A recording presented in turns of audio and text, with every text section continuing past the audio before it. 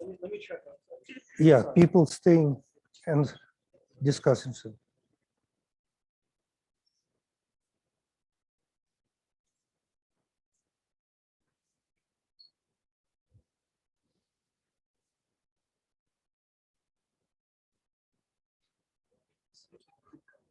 So let's wait a minute or so.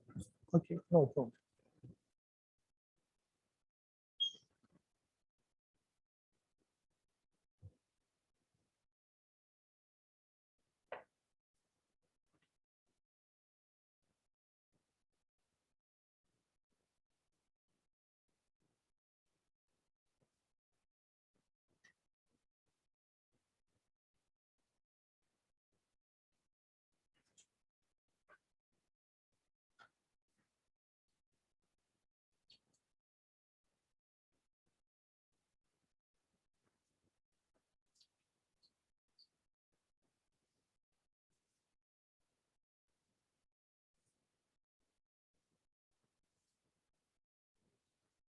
Okay, yeah. Okay, so we should have time before people filter in. Finish lunch. So start the afternoon session. We're going to have Glozman tell us about chiral spin symmetry and CAQCD. Okay, thank you very much to Misha and Alexei for inviting me here. So I will talk on this issue, and that will collect results obtained actually within 5-6 years.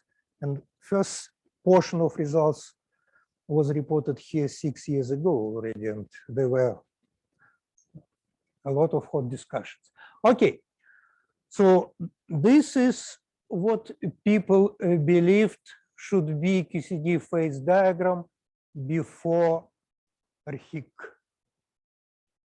So at some critical temperature, that was a belief, we have deconfinement, and below this temperature, QCD is realized as hydrogen gas, and above this deconfinement temperature, it is a system of partons, which was called by gluon plasma. Okay, but after Higg, this view a little bit changed, and specifically, it became clear that there is no phase transition, there is only crossover, and that was a result of lattice QCD simulation. So pseudo-critical temperature was obtained at 155 MeV by several groups, so it's more or less reliably nowadays established.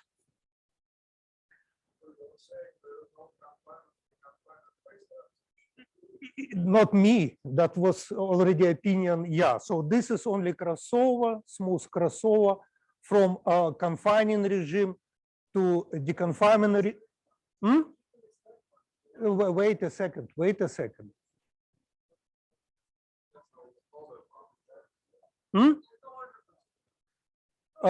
Yes, I will come to this issue. Of course, there is other parameter for chiral symmetry breaking, which is quark condensate, and it is from the quark condensate this temperature was established. But people believed, at least most of the people believed, that that deconfinement transition temperature and chiral restoration transition temperature are the same or very close to each other. So this is, that's correct comment that this is chiral symmetry restoration temperature. Okay, but question, why people still believe that this is above this temperature, there is Partonic degrees of freedom? There are no experimental evidences for that. And the reason was that non-renormalized Polyakov loop suggested an inflection point only slightly above this temperature, 20 MeV above. That was lattice result obtained by a few groups at the level of 15 years ago, and new dogma arose in QCD and specifically in heavy ion community that this is our real world. And okay, instead of calling this Vogelian plasma, it was clear that it cannot be free partons because of observation that viscosity over entropy is very small. It cannot be free quark gas. So people call it, okay, let's call it strongly interacting Vogelian plasma. And that was his strongly interacting Vogelian plasma. Yeah, and the reason, no phase transition, this is crossover, and people believe that chiral restoration crossover approximately coincides with deconfinement crossover, which was obtained from non-renormalized Polyakov loop. And that was believed that this picture was with us for many years, for 15 years. Yes, with quarks, of course. I will come to this point, of course. Yeah, you are right, Misha.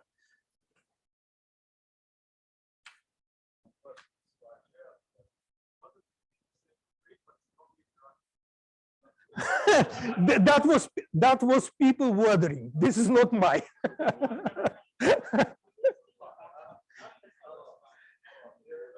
No, free. It means that you have to have free quark gas, but people.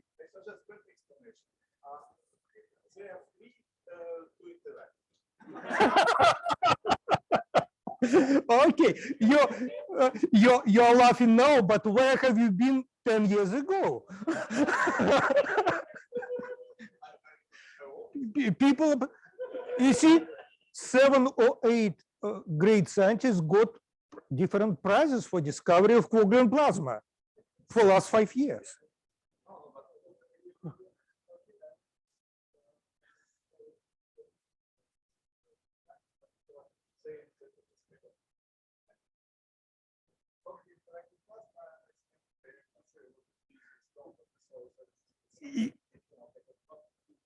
Yeah, it was not clear what it is. Arkady, I completely agree, but let me continue.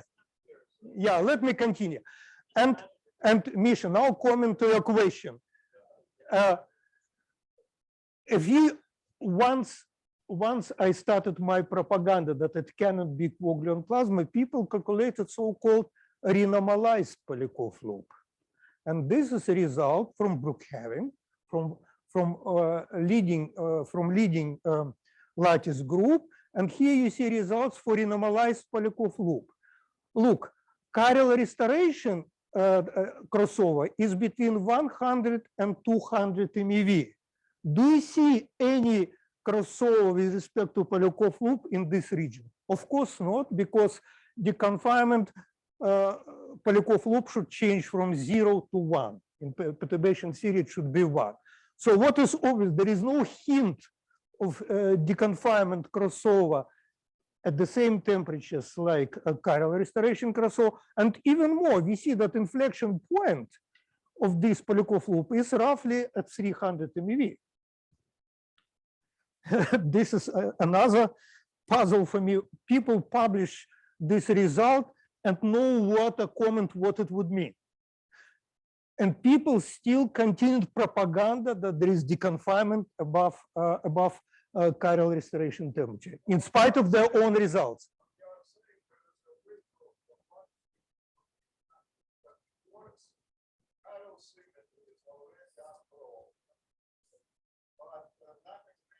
Yes, this is correct. But actually, you will see that because of this is very smooth and inflection point doesn't have much meaning, you will see that this window is larger even.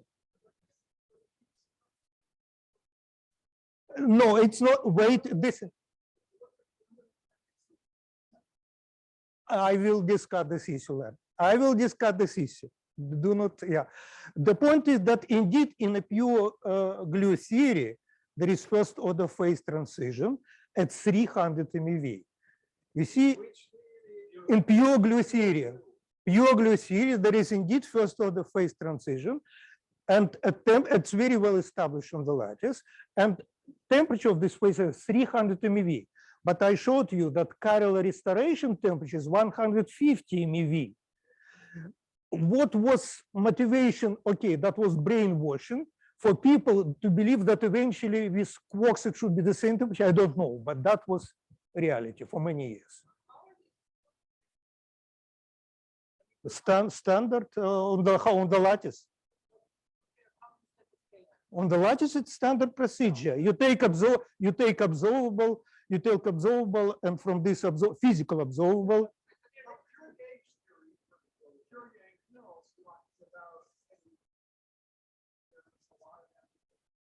Yeah, yeah.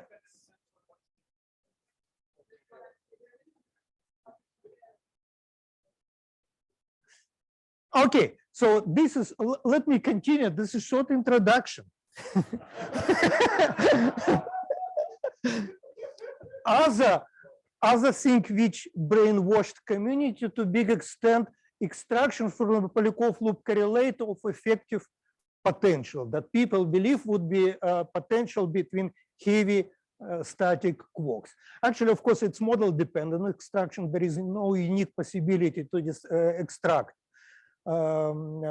unique potential from correlators of two Polyakov loops because it contains singlet, octet components, and so forth and so forth. But even given that, again, recently, this what you can see here, extraction of potential from a correlator of Polyakov loop above chiral restoration transition and below. And you see the same potential above and below chiral restoration. And you, of course, immediately conclude that this potential has nothing to do with deconfinement. It has to do with string breaking and all those things, but it doesn't tell that you have deconfinement at the same temperature as chiral. Left is below and right is above. And you see the same potential with the same flattening. And this flattening has nothing to do with deconfinement with this temperature 155 MeV. It's simply string breaking, which is complicated process and so on. And again, important, extraction of this potential is not unique. It's model dependent in a sense.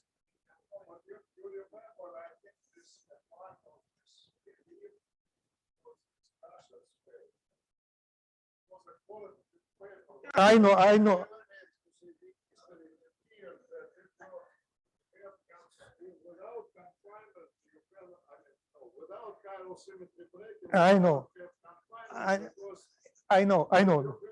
Misha, I know. If you wish, yeah, 10 years ago, I published paper, this Kasher's argument.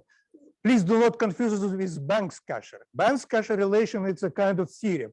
But Kasher argument is a very simple one quark argument, and Misha is right. So Kasher argued that if you cannot have confinement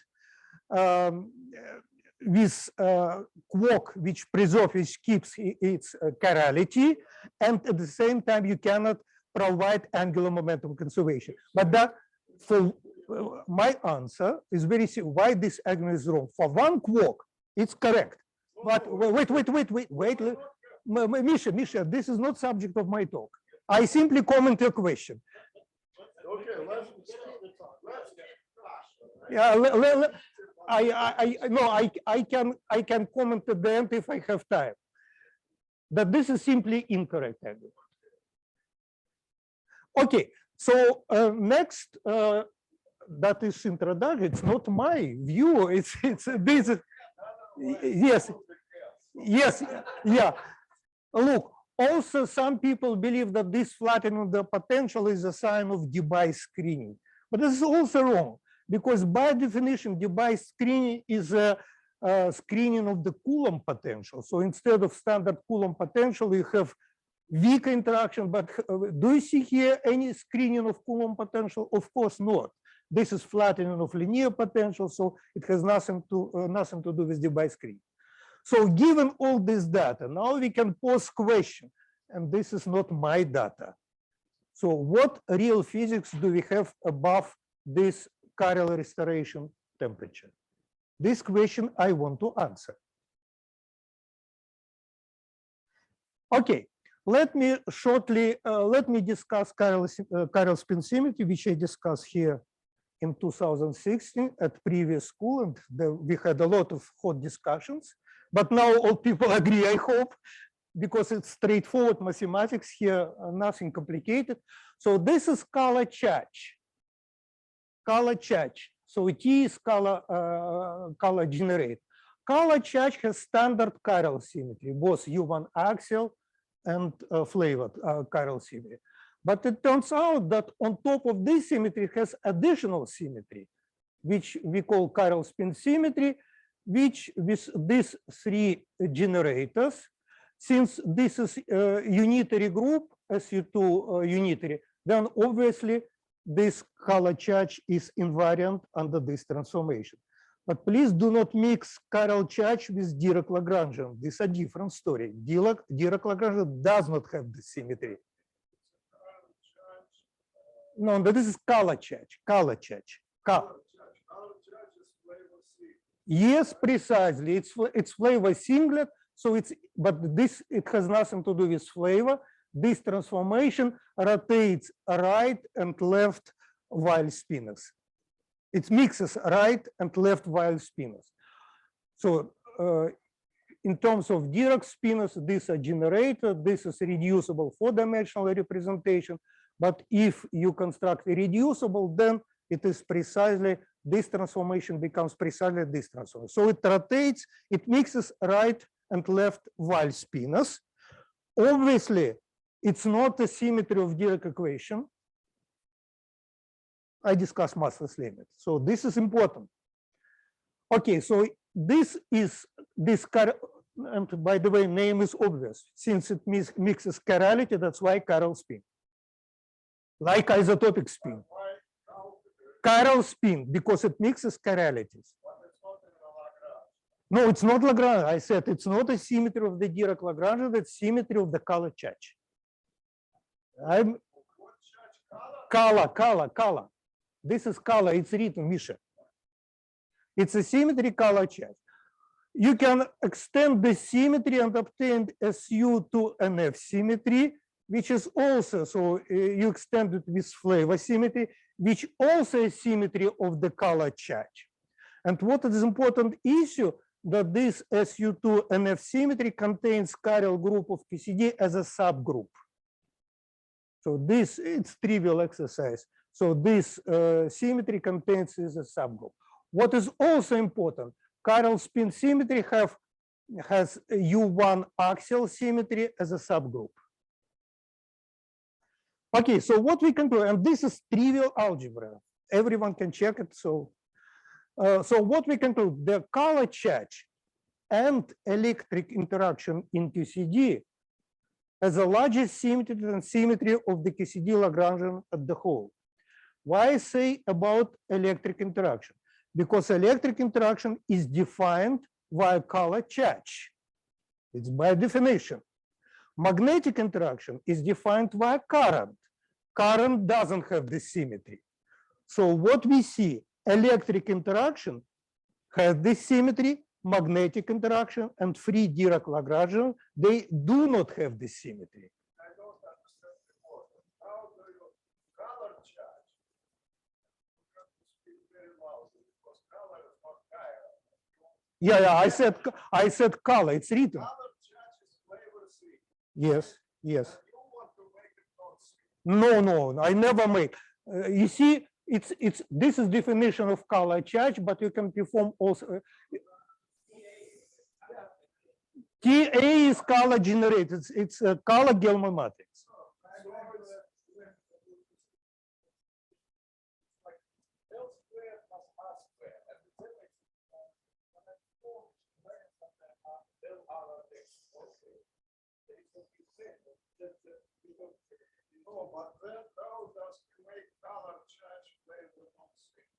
I never said that it's flavor non-singlet, it's flavor singlet.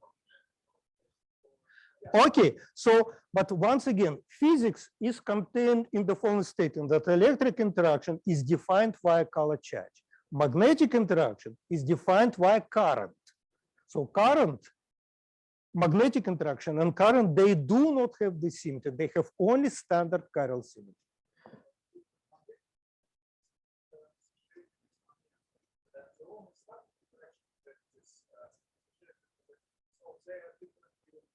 Yes, of course, but Arkady, but this is what we learn in standard electrodynamics.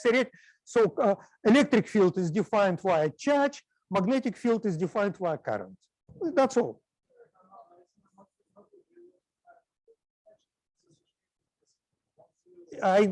Magnetic moment, you mean? No, but it's also related to current. Okay, yeah, okay. Now let's see at the level of Lagrangian the same statement. This is Dirac-Lagrangian, which here via covariant derivative includes interaction with gauge field.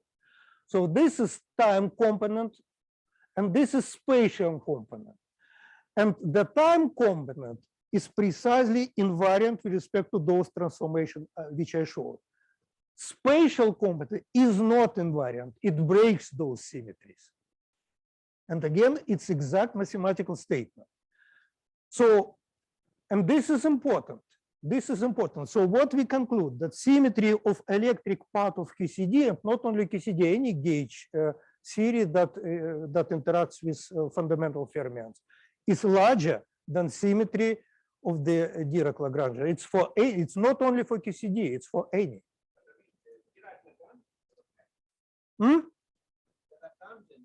No, wait.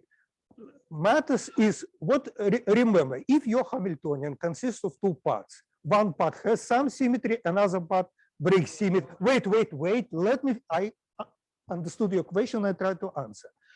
So if it turns out that your part which breaks symmetry is much smaller than symmetric part, you will see this symmetry as approximate symmetry in observables. It's standard procedure. And here the same, precisely the same.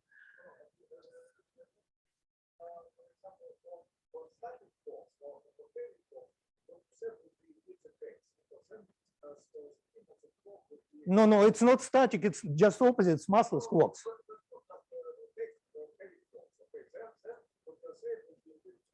Yes, but that will be other. That will be standard spin symmetry as too.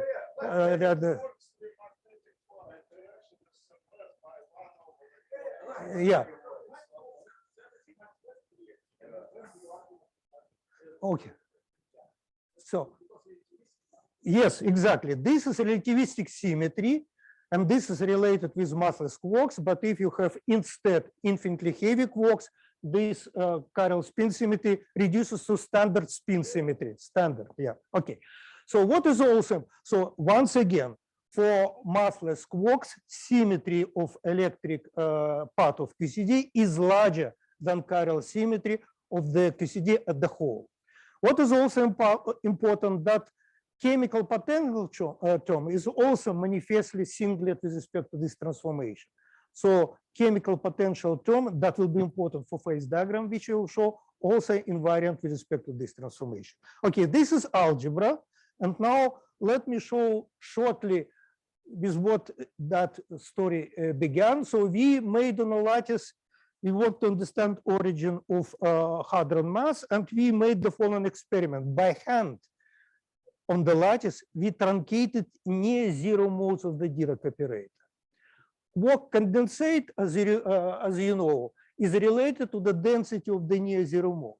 So if we remove by hands, on the lattice it's trivial. If we remove by hands near zero modes of the Dirac operator, then what should we expect? We should expect that chiral symmetry will be restored. Maybe also in addition U1 axial symmetry.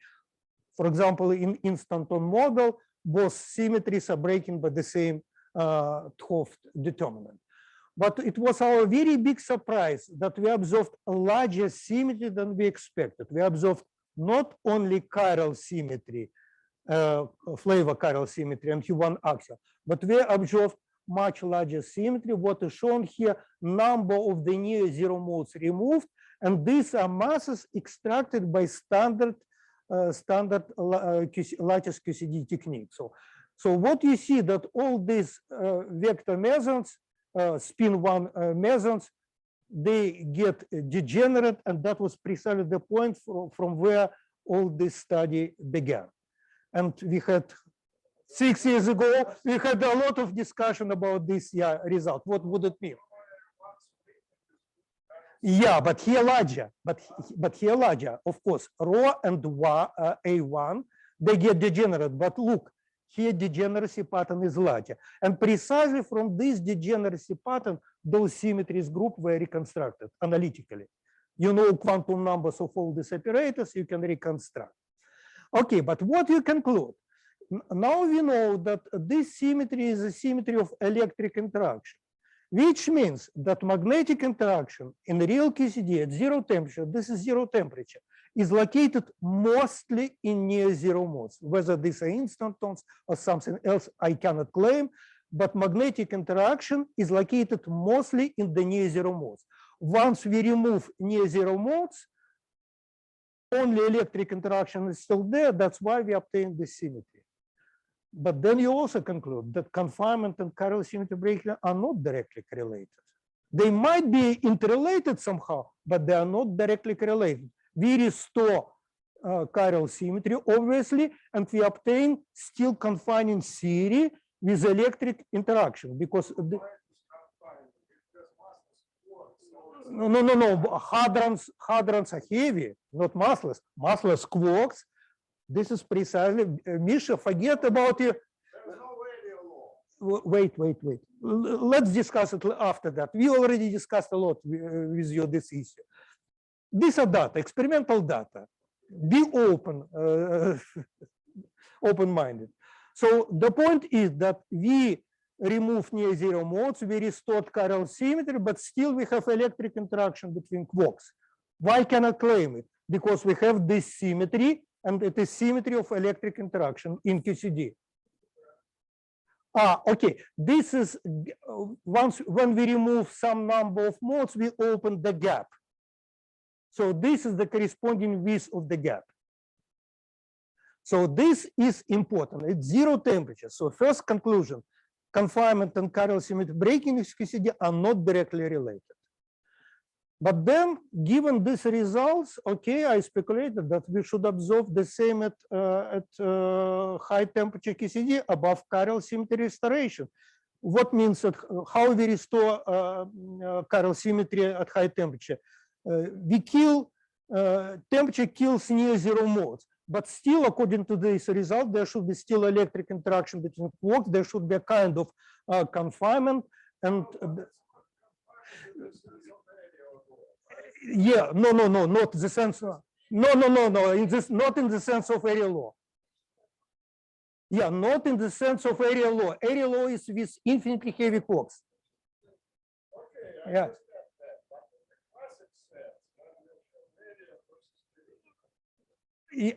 Misha, this only confused. Now it's clear. This view from Wilson and from Polyakov, it's only confuses. But let's do not touch it. Let's not. So you understood statement. You understood statement that chiral symmetry is restored, but there are still hadron-like objects and chiral quarks connected by electric field. Yes. And now, how to see this? We need to repeat this. Calculation on the lattice at higher temperature, but without any truncation. You see, before I discussed artificial procedure, truncation by hand. Now it's direct, straightforward QCD calculate. Temperature should make. So what we have to study? We have to study a correlation function. This is a correlation function in Euclidean space. And there are two kinds of correlators. Time correlator in time direction, which is defined in this way, and correlator in z direction. And what is important, these correlators, of course, are connected to spectral density, spectral function. So this is connection to spectral function. And if we observe the same symmetry in this kind of correlator and in this kind of correlator, look, they are in different orthogonal directions, then we should have this symmetry in spectral function, which means it should be a symmetry of QCD partition function and effective action.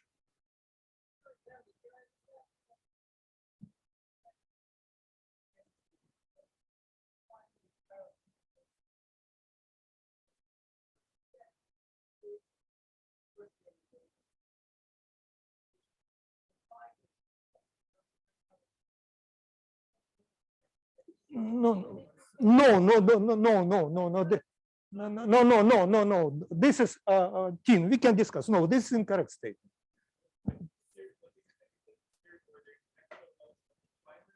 At high temperature. What time? I have 10 minutes left. Okay, Chairman, you should give me time. Okay. Okay. So what we have to do, we have to measure these correlators and see. This is again, it's nature. And now I will show you result. So how we conclude about symmetries? What is shown here are all possible local spin 1 operators. And you see how different symmetries connect different operators. So this is for usual SU2 times SU2 symmetry, and this is for U1 axial. So this picture should appear in real results if only chiral symmetry is in QCD. Then we have to see this degeneracy pattern. If this larger chiral spin and SU4 symmetry appear, then we have to see larger degeneracy pattern than this one. And what correlator should be degenerate is shown here. This triplet should be due to chiral spin symmetry, this also, and all these correlators should be degenerate because of SU4 symmetry. And now result, lattice results. So this is full QCD. This is 2-flavor QCD with scarily symmetric Dirac operator. So it's clean, clean lattice calculation. And what you see, scalar, pseudoscalar correlators are degenerate, which tells you that U1 axial symmetry at least approximately restored. If there is tiny breaking of U1 axial, and this is a temperature 220 MeV above chiral crossover, then this breaking due to anomaly is so small that we do not see it. But what is important, we observe degeneracy of all those correlators which I showed you just on previous slide. And certainly we see from full QCD, we see this set of groups of symmetries.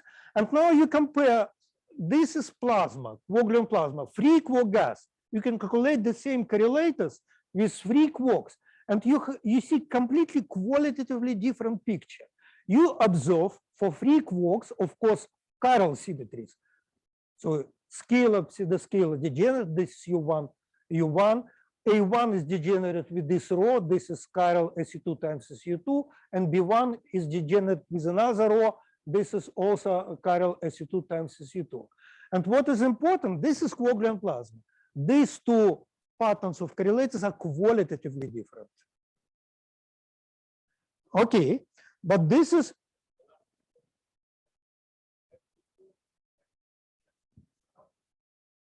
yes. Okay, because sometimes I use only, you see, chiral spin group is flavor independent. SU2NF contains also flavor. Sometimes it's helpful to see hierarchy of all possible groups. Okay, this is, and by the way, now we see, we can understand results for dilepton creation in heavy ion collision. What is content of QCD above chiral restoration? Look at scalar, pseudoscalar for free quark gas and in real QCD. They are qualitatively different, which means you switch on, you put U gauge matrix 1, that's all. Trivial, to 1. Gauge matrix U. Matrix U, it means that you switch off gauge interaction between quarks. It's free quark gas, it becomes free quark gas.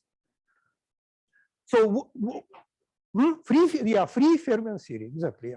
So what is important? What is important? Compare these correlators in free quark gas with full QCD, their difference is huge, which tells you that there is no quark-hadron duality. Misha, this is to you, because we cited there is no quark-hadron duality, which means that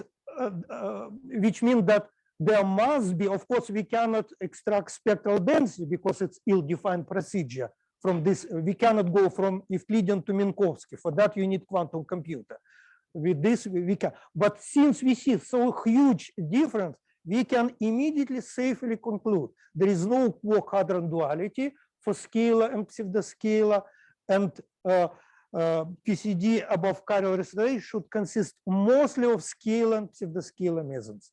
Meson-like states. These are color singlets with scalar, pseudoscalar quantum numbers where quarks are connected by electric field.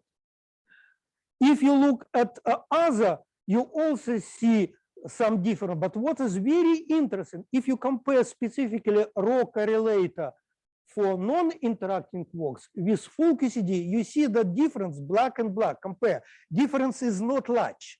There is still difference, but this difference is not large.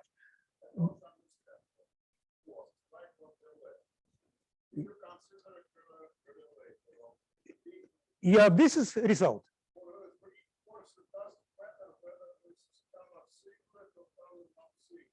Yes, yeah, of course, but this is. Yeah, I discussed specifically for color singlets in order to compare this correlator. Yeah, wait. Yeah, so from comparison of these correlators, what is important for me, the difference between free quark correlator and full QCD correlator is not large, which tells you that there should be no sharp rho meson resonance. No, above chiral restoration, there is no. It's okay, zero temperature, of course it is, and sharp, but that was one of the experimental tools to discover plasma. People say, oh, we do not see rho and omega resonance, then it is plasma. Wrong. It's not plasma. It follows from your paper on quark-hadron duality, from your encyclopedia, that when you have, let's say, broad and overlapping resonance, duality violation correction, they are very small. There is a tiny oscillation around perturbative result. And here we should say, we should have precisely the same. Okay. Misha,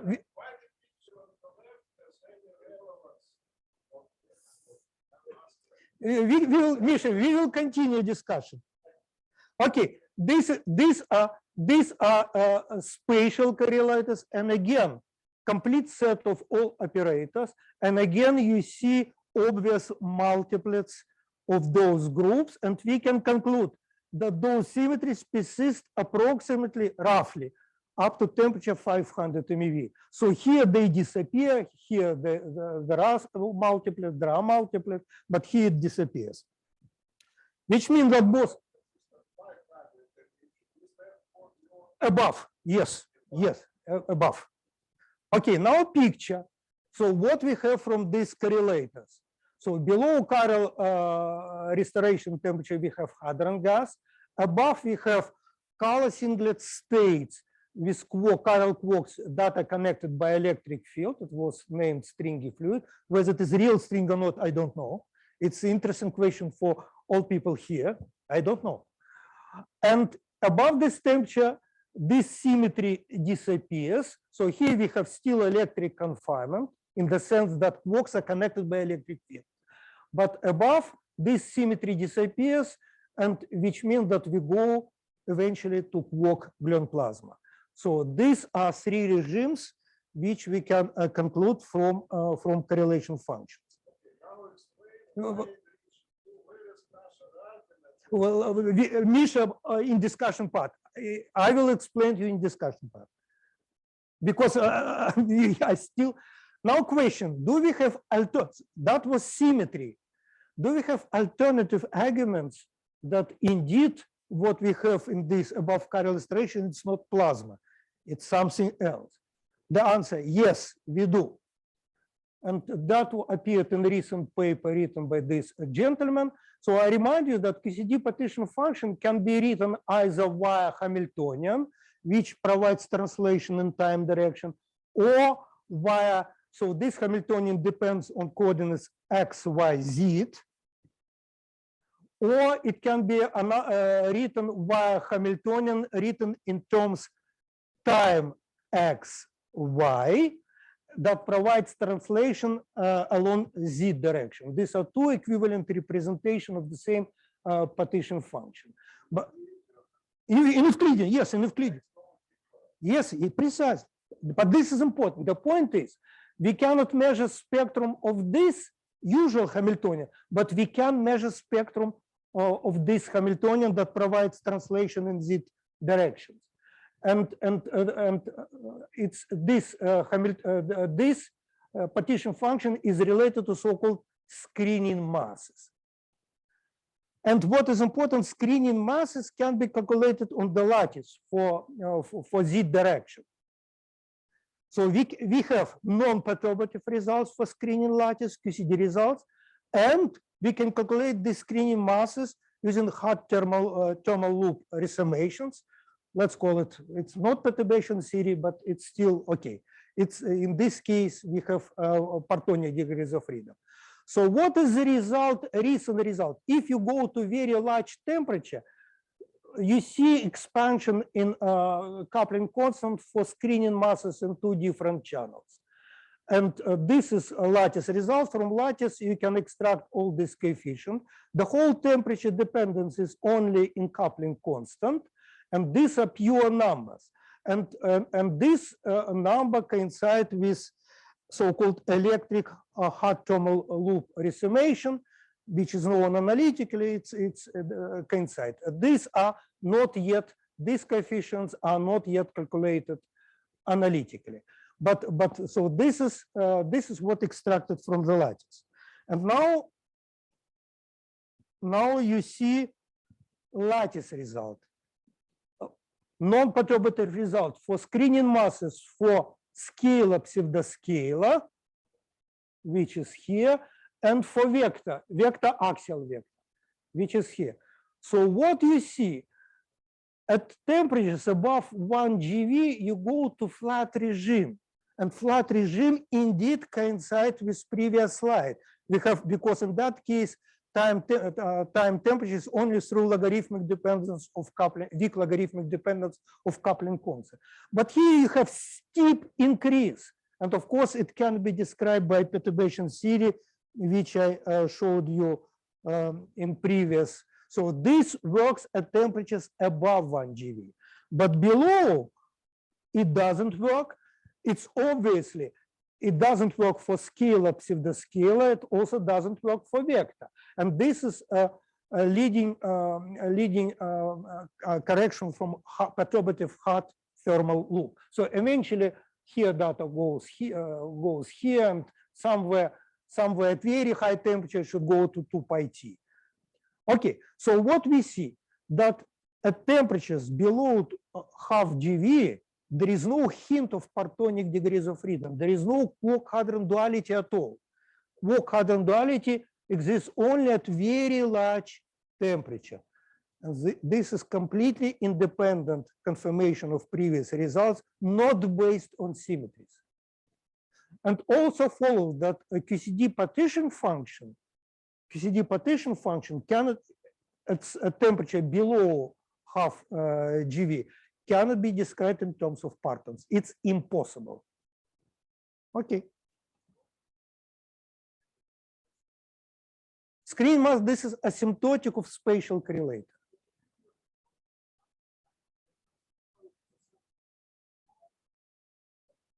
Yes, but this is small, indeed small, Larry. Look carefully at plot. You see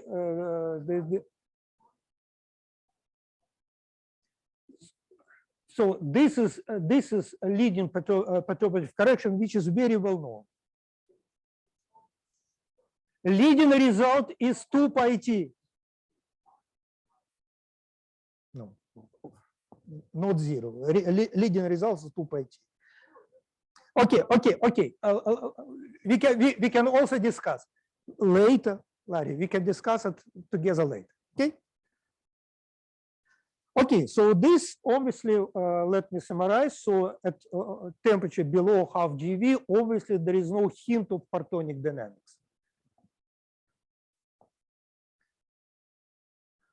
Okay, now I will not go to this. What is known also behavior, how that chiral restoration line should bend downwards, at least at small chemical potential. So this is what people understand should be approximate picture for chiral restoration line.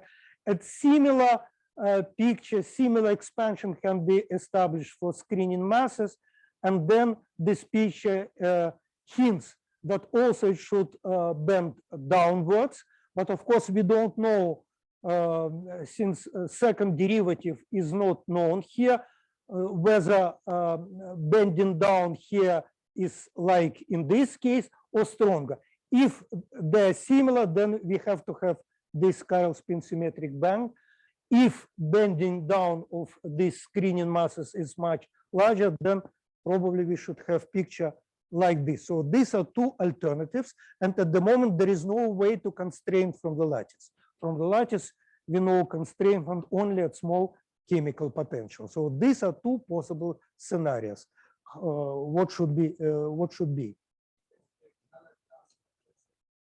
Yes, it should be. It's quark matter. Yes, it's quark matter. Yeah.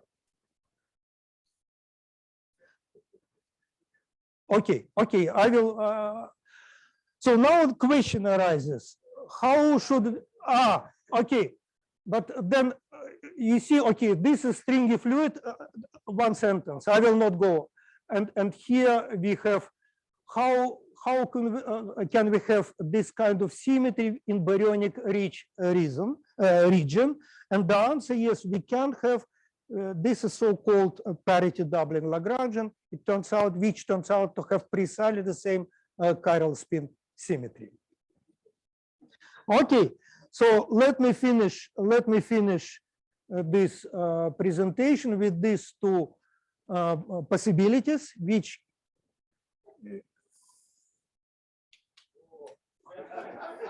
Misha, now we can start discussion of Kasher argument.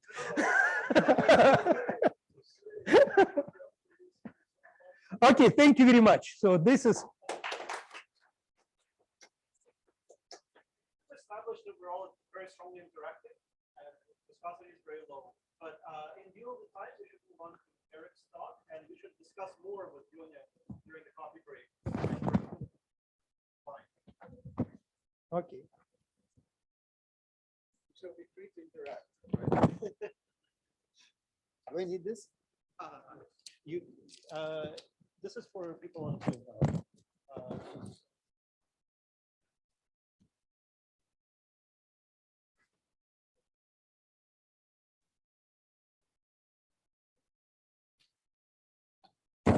Is it on? Well, there's going to be a phase transition now, so we will. Oh, yeah, we will transition from theories like QCD to theories where there is a rigorous notion of confinement and chiral symmetry in some cases. And so this talk is about some observations that I made with my students the past summer.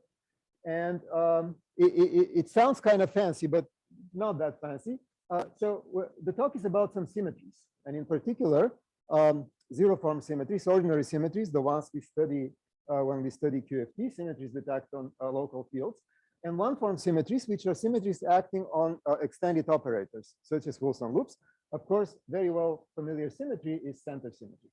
So I will discuss this sort of anomalies, which were discovered a few years ago by Zohar and collaborators in a set of very exciting papers. But I will try to pour this new wine in old bottles, and you'll see why. You'll see why my title has this thing in it. So I will start by saying a few obvious words of motivation. Obviously, symmetries are very important in quantum field theory. And in particular, 't Hooft anomalies of global symmetries have been around since the 1980s. And they have been important for many things. Of course, QCD as well. You can argue in some cases that chiral symmetry is broken. But from the time when I was growing up in physics, there was cyber dualities where obviously, is it too loud? Like this? I can just hold it. Is it okay now? Is it better? Okay, okay.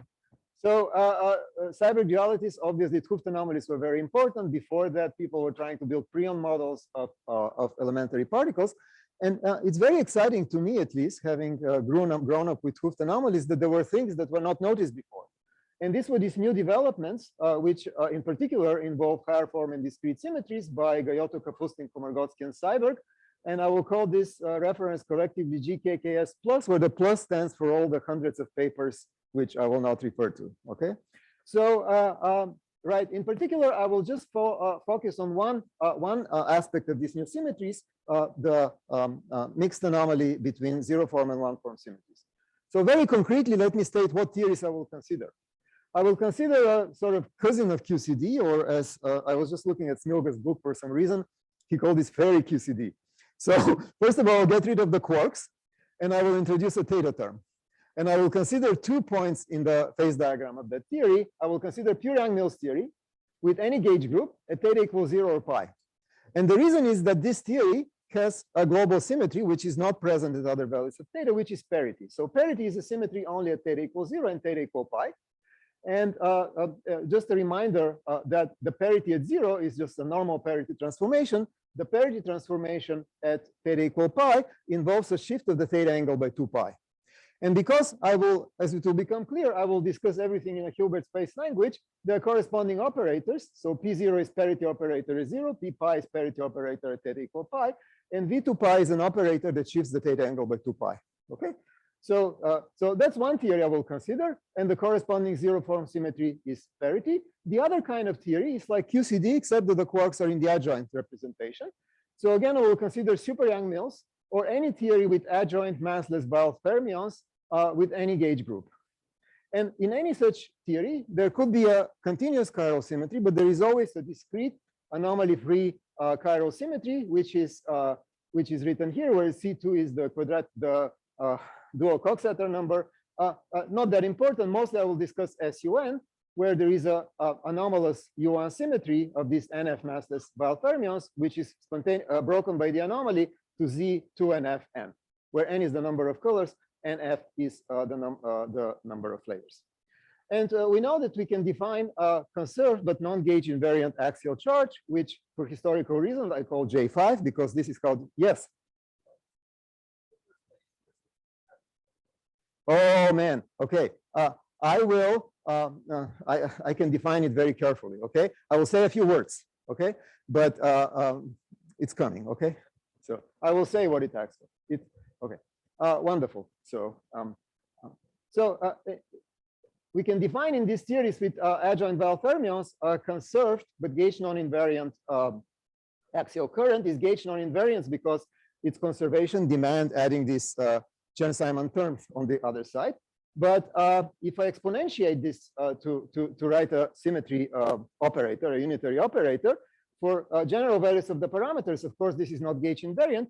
But if the parameters is such that this transformation corresponds to a discrete chiral transformation, then this is gauge invariant, roughly speaking, because this is gauge invariant. So it's invariant under large gauge transformations. Okay, so it's important that in both cases, this shifts of the 2 pi by the theta angle is an important part of the symmetry. Wonderful. So, whoops. Yeah, so this was the important part. So it turns out, as these people argued, there is a mixed 't Hooft anomaly between the 1 form center symmetry. This is the modern way of talking about center symmetry, and the 0 form discrete symmetry. And usually it is seen in the Euclidean path integral after gauging the center symmetry. So typical case of a 't Hooft anomaly is you try to introduce background fields for one symmetry and you find that the other stops being a symmetry. So it's a very common thing about 't Hooft anomaly. But I want to discuss the 't Hooft anomalies in Hilbert space, okay? And you can ask why, okay? Because after all, okay, Euclidean, you know, basically it contains everything. There is various motivation. One motivation is that it's a natural desire to understand any new phenomenon in any framework, even if it's twisted, perverted, etc. Okay, so we just set out to ask the question: how is this anomaly reflected in Hilbert space? Well, there was a little bit of a personal motivation because of my work with Mohammed from 4 years ago, when we studied a similar anomaly in two-dimensional charge and Schwinger model. There is also an anomaly between the discrete chiral symmetry and center symmetry. And there it is most easily seen, and this is how we saw it, but just looking at the Dirac Hamiltonian and the Hilbert space, just standing on the shoulders of people who solved the theory in the fermion formulation, and then we could find the anomaly. And the fact that the anomalies can be seen in this operator language in the Hilbert space was quite useful, because you can immediately see that there is a n-fold degeneracy of all states. Later, this has been understood in a much more deeper way. It's understood that in 2D, these are called universes, et cetera, et cetera. But this was our motivation, and we asked ourselves, is there something similar happening in 4 dimensions? Another motivation is that the lattice is usually a torus. So it's always good to consider theories in finite volume. Another thing, as we will see, is that this study reveals connections to old work. And this old work is not always appreciated, and maybe not even so well known, especially to, how should I put it? People who were not around at that time, okay? And it turns out that there is connection. It's very interesting how science develops if you look back, okay? And last but not least, it allows for this mixed anomaly between 0 form and 1 form symmetry to be understood rather simply. You know, sometimes these things are presented that you feel like you need a math PhD to understand them. And I certainly don't have any time left to get a math PhD. I don't even have the ability to get a math PhD.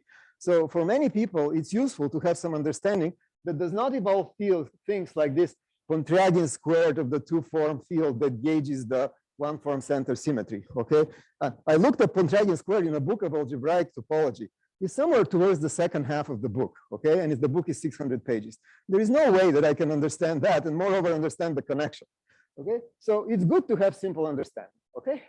So before I delve into some details, let me just say the main result. The main result is the following. This anomaly has an immediate consequence for the spectrum of the Hamiltonian of the theory that we're considering. So again, either QCD at theta equal pi, or super Young-Mills, or QCD adjoint. And it turns out that the anomaly implies that there are exact degeneracy at finite volume. No matter how big the torus is, the Hilbert space always has exact degeneracies, provided there is an appropriate twist of the Hilbert space. And so this is the immediate consequence of the anomaly. And I just want to say that I'm not an expert, that this seems different from what people usually call topological order. For example, in superconductors, it's argued that they have a Z2 topological order. And there is some degeneracy when you put the superconductor on a torus. But this degeneracy is only true in a topological scaling limit when you ignore the tunneling between these states. Here we argue that this degeneracy is exact at any finite size torus. So maybe there are systems which have these properties, which are not these theories. But I just want to state this difference, okay? And again, on this, I'm not an expert. It is akin.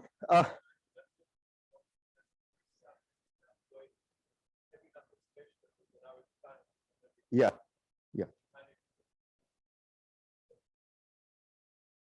So the plan of my talk is this. I will discuss this mixed anomaly in the torus Hilbert space.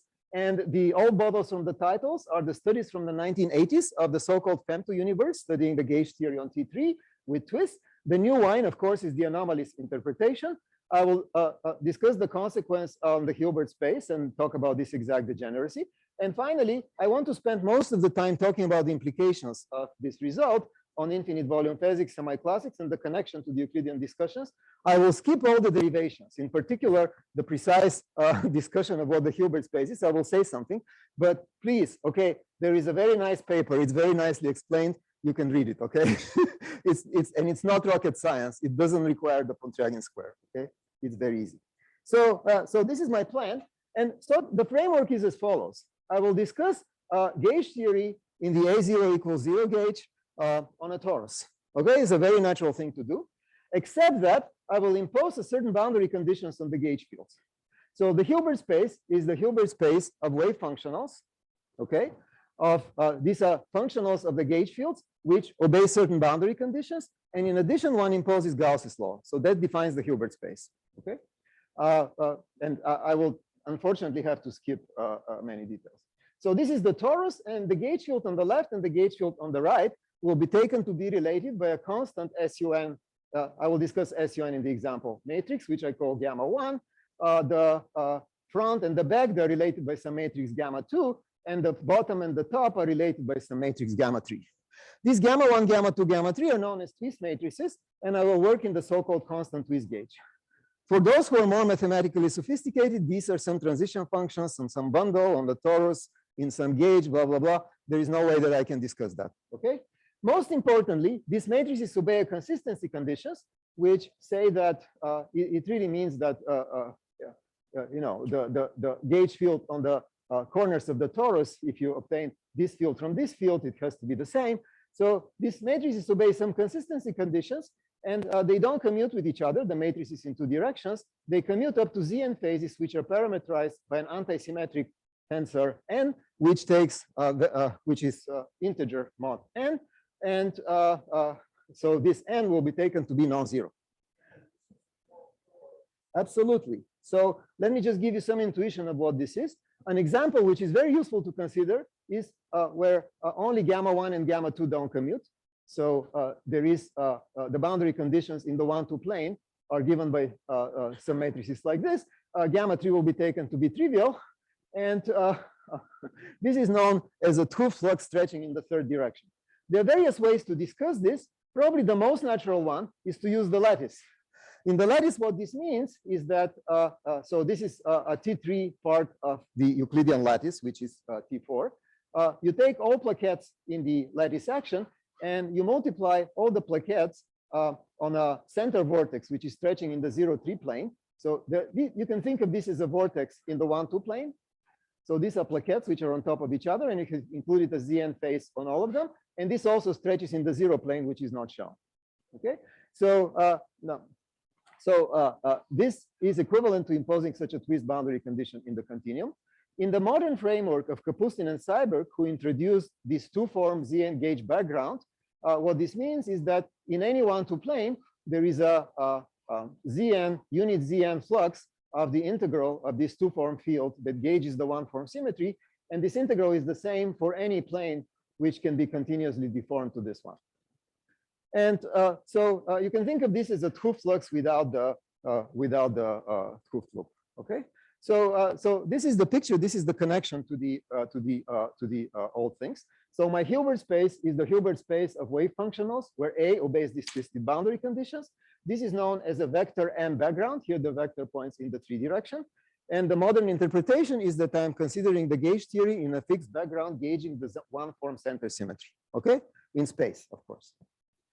So these old bottles have been studied quite a bit. This stuff was introduced by 't Hooft for quite a long time ago. It was studied by Lucier and Van Baal and Gonzalez Arroyo and others. Larry Yapek has also written papers on this, relating the electric flux energies to the Wilson loop.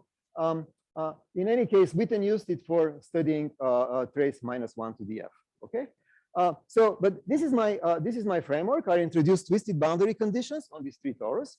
Now I have to talk about the center symmetry. So in this framework, center symmetry is very simple. These are just gauge transformations which are not periodic around the various loops up to Zn phases. There are corresponding operators in Hilbert space. There are 3 center symmetries in any one of the 3 spatial directions.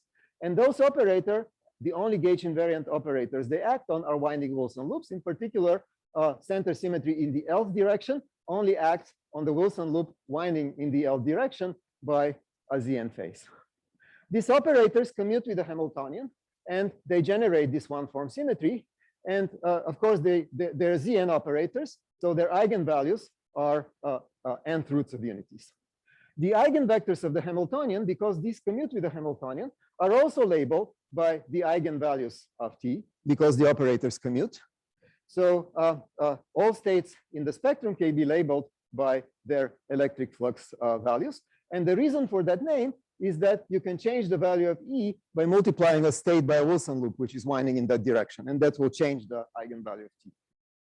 So let me just summarize for those of you who are not used to this. The boundary condition on T3 defines a 3 vector, which is a mod n integer valued vector, which is known as discrete magnetic flux. This is just a twist of the boundary condition. It doesn't mean that there is an actual magnetic flux. And the eigenvalues of the center symmetry generators that generate the one-form symmetry define another set of three vectors, E, which are discrete electric fluxes. Okay, right, wonderful. So what does this have to do with anything? So, or with an anomaly? The most interesting observation regarding the anomaly was also made by 't Hooft in 1981. What he found there, and I have no time to review that the center symmetry generator, which is along the direction of M, has fractional winding number as a map from the 3 torus to G. So I told you that these T are gauge transformations, which are anti-periodic up to a Zn phase. So they are really represented on the Hilbert space as some maps from the torus to G. Okay, and it turns out that their winding number from T3 to G is fractional. And the way this is shown in this formula is that so the winding number is fractional. So the nth power of T is actually a gauge transformation which has a unit winding number. And the eigenvalue of the physical states under such gauge transformation is theta. So if T to the n is to have to act on physical Hilbert space as e to the I theta, then T has to act as the nth root of that, and this is what is written this. Okay? But in order for this to be true, you require the non-trivial twist of the boundary conditions. I have no time to explain this. I'm sorry. It's very nicely explained in our paper. You can also try it Hooft and decide who does it clearly. Okay.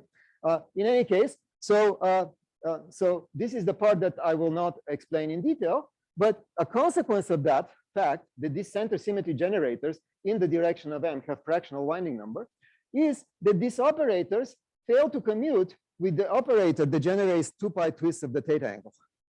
So if you look at the commutator, the group commutator of T with the operator that generates shifts of the theta angle, there is a Zn phase, and the Zn phase is non-zero, of course, only if the component of the magnetic flux along the direction of the center symmetry generator is non-zero.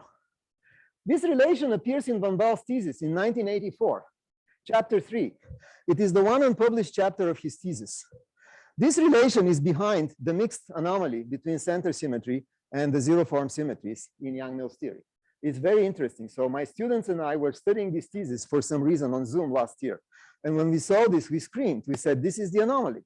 Why is this thing not discussed and not popularized or anything? And the reason why this is the anomaly is the following. So this operator by itself is not particularly interesting, but I told you that for SUN Yang-Mills or any Yang-Mills at theta equal pi, part of the parity transformation is a 2 pi shift of the theta angle. And similarly for super Yang-Mills and adjoint QCD, part of the parity transformation is a 2 pi shift of the theta angle. This means that the center symmetry does not commute with the parity generator at theta equal pi. There is the Zn phase that appears, provided there is a twist of the boundary condition. And the same thing for the chiral symmetry. The discrete chiral symmetry operator does not commute with the center symmetry operator. And the phase is given by the twist of the boundary conditions. Okay? And this algebra, the second algebra, is extremely similar to what happens in the 2D Schwinger model, except there you don't have to introduce a twist of the boundary condition because there is nothing to twist. Okay.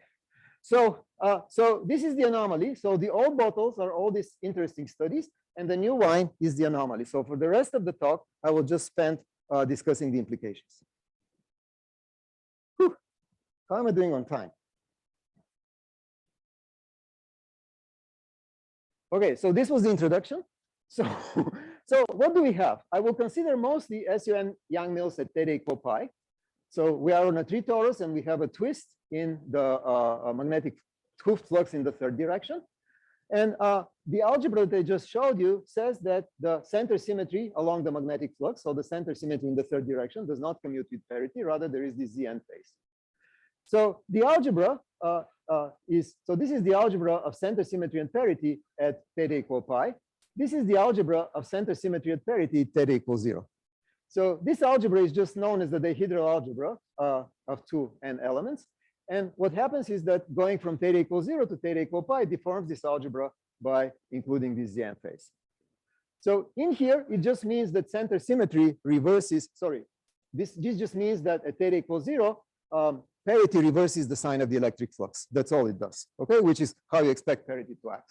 here it's more interesting. So we have two operators, parity and center symmetry, that don't commute with the Hamiltonian. So they're both symmetries, but they don't commute with each other. So this means that there should be some degeneracy between the eigenstates of this Hamiltonian. I can label every eigenstate of energy by the eigenvalue of center symmetry. And then what this relation means is that parity says that the states of electric flux E3 along the third direction is degenerate with the state 1 minus E3 mod n also in the third direction. Okay, so so the algebra implies this degeneracy at any size torus. If the number of colors is odd, then the state of electric flux n plus 1 over 2 is mapped to itself. It's very easy to check that this number is the same as 1 minus E3. And so this is called the global inconsistency for the following reason, that if you consider the theory at theta equals 0, parity maps the flux to minus the flux. So the state with electric flux 0 is mapped to itself. But at theta equal pi, it is this state which is invariant. So here you have one state which is invariant. Here we have another state which is invariant. So there has to be some level crossing if this is supposed to be the ground state as you change theta. If you have even n, no state is mapped to itself, and all states are double degenerate. So just because we did group theory for all the other groups, this is quite general. For any gauge group, if the center is of an even order, so which corresponds here to even n, there is always a double degeneracy. If the center is of an odd order, there is a global inconsistency. And there is some groups for which on T3 there is no anomaly. So now I will just start with making various comments on things that have been sort of confusing me, and maybe I have gotten confused after that. The first comment is that this deformed algebra was actually seen before by studying R3 cross S1 by GKKS in an SU2 gauge theory with a partially gauged center symmetry. But most notably, it was also seen by Aitken, Sherman, and Unsal in 2018 in a semi-classical study of deformed Yang-Mills or R3 cross S1 at theta equal pi. And what was very puzzled to me back then is that they saw this deformation of the algebra with no apparent Hooft flux because they were working on R3. And for a long time, I was bothered. How is this actually even possible? And then I realized that if you read that paper very carefully, you find that the deformation of the algebra is only seen if these symmetries are taken to act on fractional monopole operators. And it is the fractional monopole operators are the ones that create the Hooft flux. So justice is restored. Okay, so this was just comment really for the authors of this paper. Okay.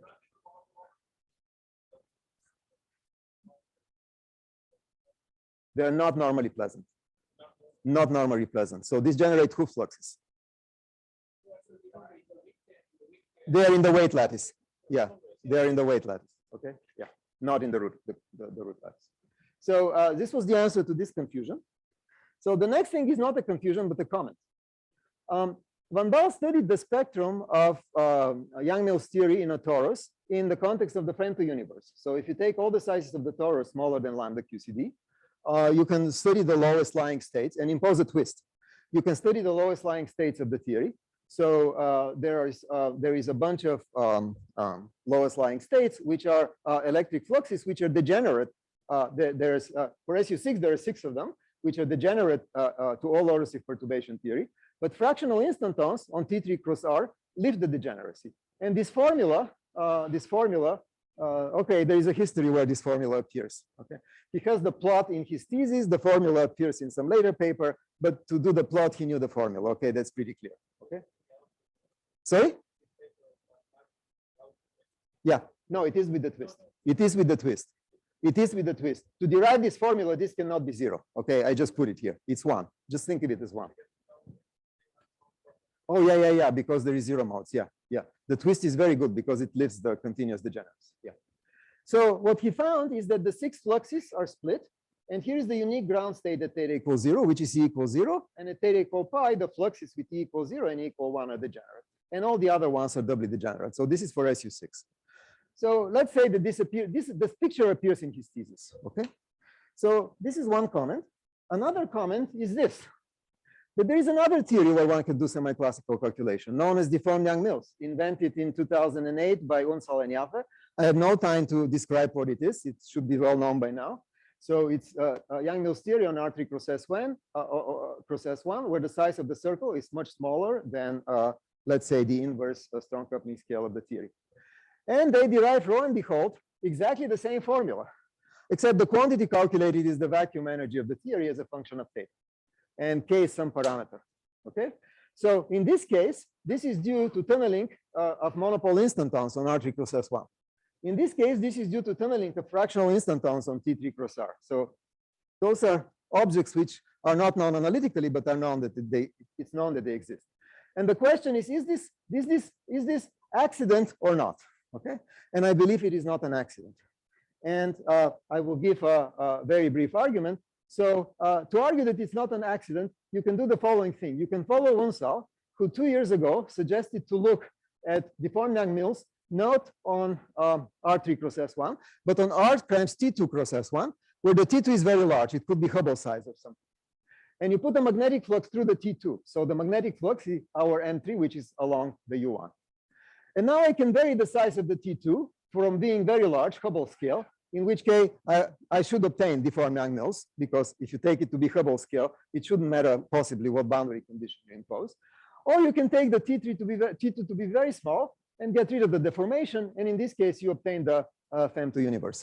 And my point is that the symmetries are realized, the symmetries acting on the lowest lying states in both these two cases are realized in exactly the same way, even though the physical nature of the ground states is slightly different. So in each case, there are n states which are related by the center symmetry generator along the magnetic flux. These states have a different nature, but the fact that they're related by the action of the center symmetry along the flux is true. So in the case of the FEM2 universe, there is no magnetic flux, and T3 is broken classically by the expectation value of the Wilson loop in the third direction along the flux. In the case of deformed Yang-Mills, there is magnetic flux, and T3 is broken classically really by the flux, by the gauge invariant flux. And in both cases, this classically broken center symmetry is restored by tunneling. It's restored by quantum correction. Here it's restored by fractional instantons. Here it's restored by monopole and what we call monopoles and KK monopoles. And if you just assume that you can have tunneling between the states K and K plus 1 with probability given by 1 over n times the action of the BPST instanton, and that everything has fractional topological charge, so it contributes an exponent e to the I theta over n, you can obtain this formula, really without any calculation. So the realization of symmetries is very similar in two cases, and there is actually other cases that Mithat is studying and Yuya, where the story is actually very similar. So this is my second comment. So it suggests that there is some connection between these two semi-classical limits, which how it precisely goes, it's a good thing to study.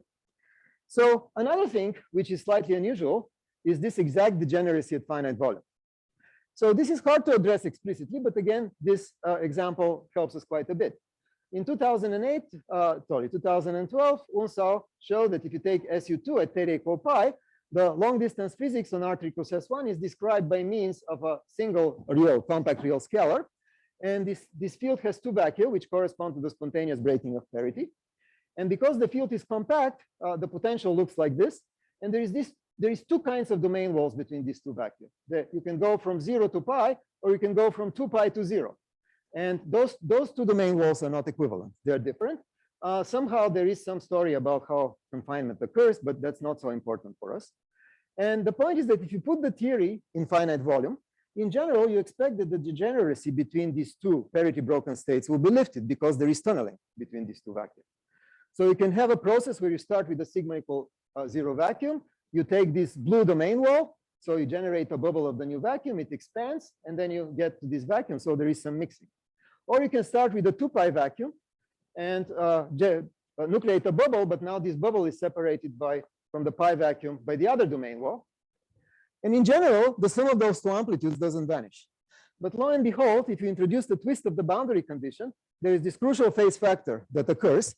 And this phase factor is responsible for the exact cancellation, well, at least to leading order, semi-classical order of those two amplitudes. So there is no tunneling at finite volume. Of course, that's a consequence of the algebra, but you can also see it semi-classically, and it should be true semi-classically to all orders. So this is, again, requires to have a non-zero flux. So what about the infinite, the real infinite T3 world? Okay, so we want to ask what can happen in the infinite volume limit. So we have this finite size torus. We have exact degeneracy. I'll focus on even n. So if you have confinement, if you have theta equals 0, what you expect is that the flux with the zero electric flux is the one that gets finite energy as you take the size of the torus to infinity. All the other fluxes, you expect their energies to grow linearly with L because of confinement. Indeed, this is what is believed to happen at theta equals 0 when you study these flux energies in finite torus, and then you try to take it to infinity, which of course you can do on the lattice. If you take theta equal pi, these two states are degenerates. And so what you expect is that these remain the states of finite energy of when L goes to infinity. So if center is preserved, then parity must be broken. So parity interchanges these two states. So these two states should become the parity breaking vacua as they become in deformed Young-Mills, and also on the lattice. There is some lattice papers recently by Kitano, Yamazaki, and others who argue that they can simulate SU2 at theta equal pi. And so you expect that you get in a confining theory with a mass gap, you expect that you get a spontaneously broken parity. You expect that the infinite volume limit is unique in that case. There is no directional dependence. So that's the qualitative expectation. But what if the theory doesn't confine? Okay, so just based on symmetries, you can say if the theory doesn't confine, then center must be broken, and presumably then parity is preserved. And you still have double degeneracy at any finite size torus. And it's very easy to cook up a model where you can actually exhibit those states. Just take the Georgia-Iglesias model, SU2 broken down to U1 with a triplet Higgs at a very large VEF compared to the inverse torus size, and take it to be at theta equal pi, and also take it with a 2 flux. And you can exactly exhibit the states which are doubly degenerate in that theory for arbitrarily large torus. There is a magnetic flux. The two sides of the magnetic flux which are possible, they mixed by the 2 Polykov monopole induced tunneling in this model. But these two states have center symmetry in the third direction broken. And of course, you cannot tell the two states apart if you take the infinite volume limit. So in this conformal field theory, it's a trivial conformal field theory, but it's one that I can understand, a U1 theory. There are two states at any finite size torus. So this is how this theory should match this anomaly. So I'm almost done. Finally, we can discuss the Euclidean connection. Well, I can consider a partition function, which I will take to be the trace of the physical Hilbert space with twist and 3. And I will take the physical Hilbert space to have theta angle equal 0. I will put the theta angle equal pi in the Hamiltonian. You can do that. And you can twist this partition function by an insertion of a center symmetry generator in the third direction to some arbitrary power. So this partition function now depends on two integers, k and m, or k3 and m3, as I said. So this twist by a center symmetry in the third direction means the following thing in the path integral. It means that in this path integral, you integrate over configurations of the gauge fields with topological charge, which is k times m over n plus an integer. So this fractional part is fixed, and you sum over the integer part. So that's what it means. And now you can play with this partition function. You can insert the square of this parity operator, which is 1, in this, and use this commutation relation. So when you push the p through the t, it flips the sign of the k because it gets the inverse, and it also inserts a phase. And what ends up after this operation is that this partition function obeys this relation. It says that if you change the sign of k and leave m the same, the partition function obtains a phase. And this is the anomaly in the Euclidean formulation as it is usually presented.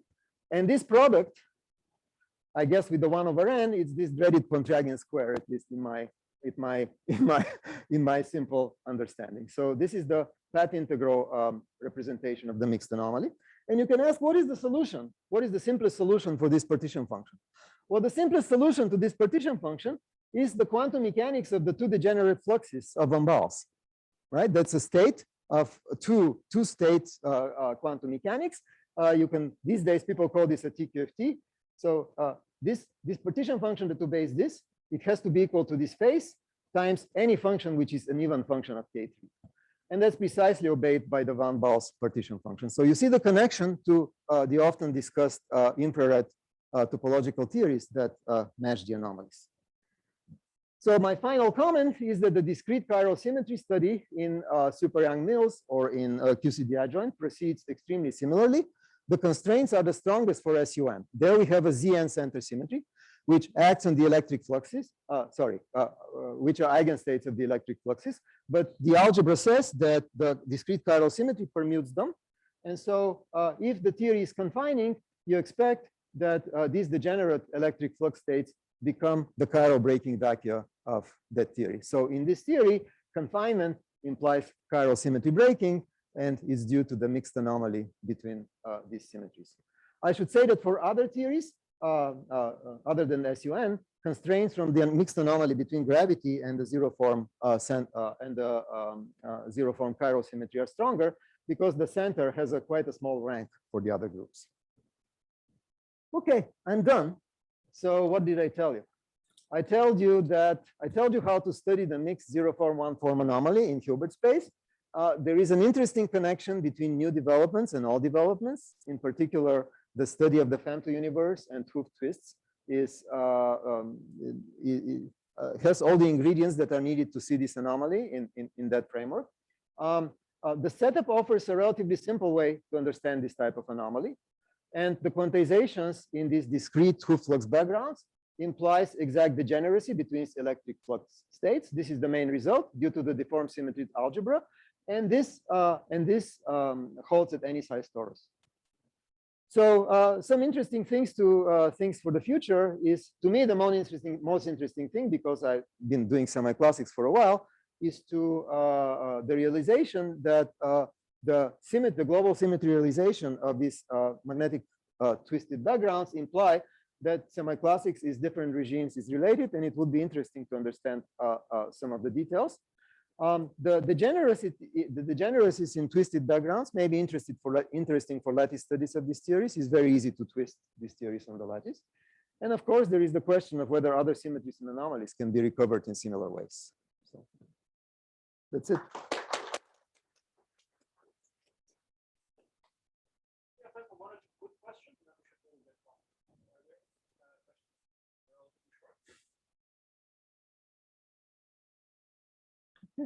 I have questions, but they're long. Oh, sorry, there's a question.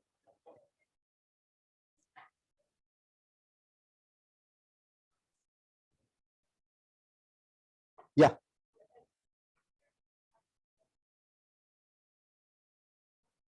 Yeah.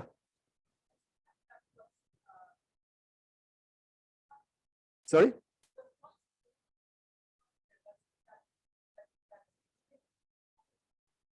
It's fractional. Yeah, it's fractional flux. Yeah.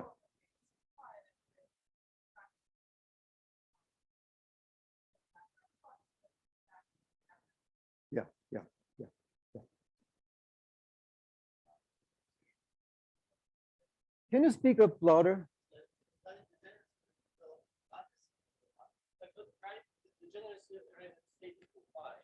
I know, but there is a paper at TD equal pi.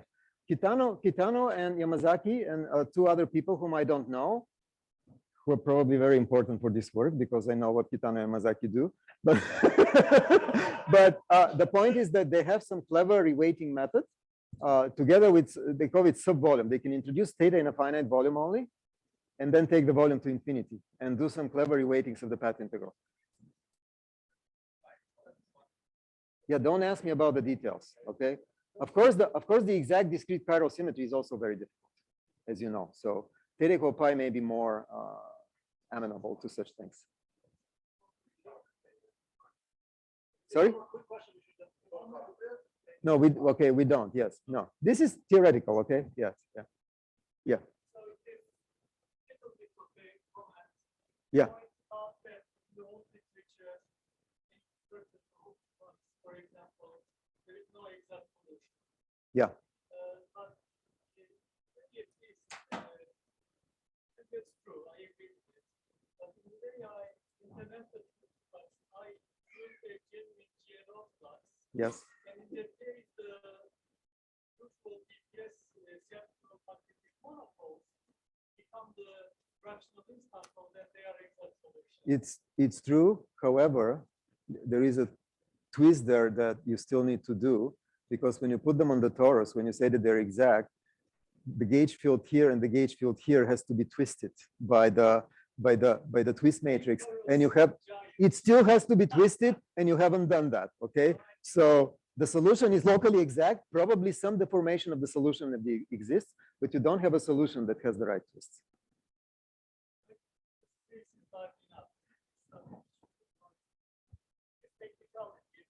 Absolutely, yes, but yes, yeah. No, it's correct. Yes, it's correct. So some.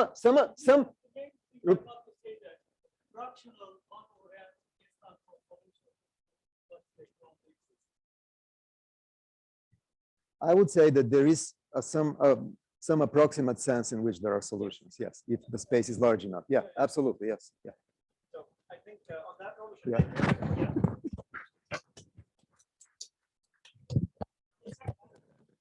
at 3:50. As scheduled.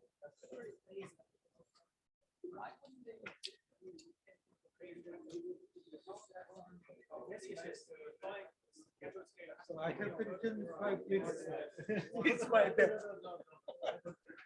We always have a lot of interaction, right? So okay.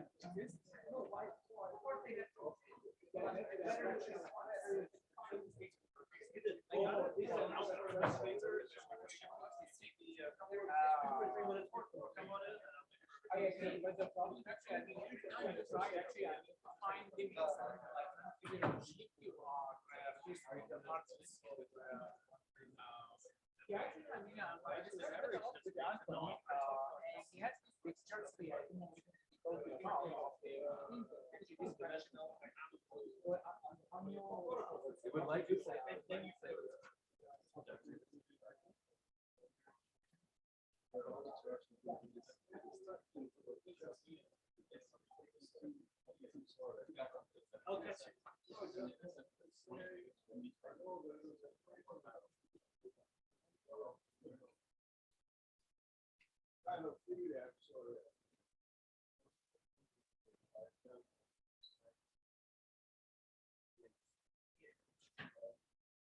The final big step tool, your results will look like a group. Well, no, we don't. Totally different parts of it. So I looked at the question about this.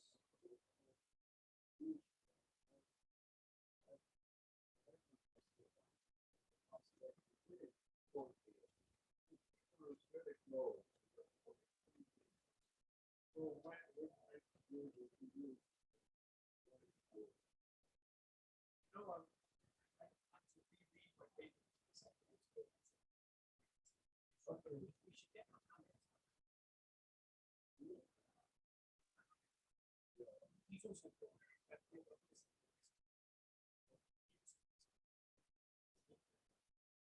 Maybe I'm just getting no, people but on my side. Yes, I don't know whether I know the paper with your two papers. There, which it was different, it was going for us. You consider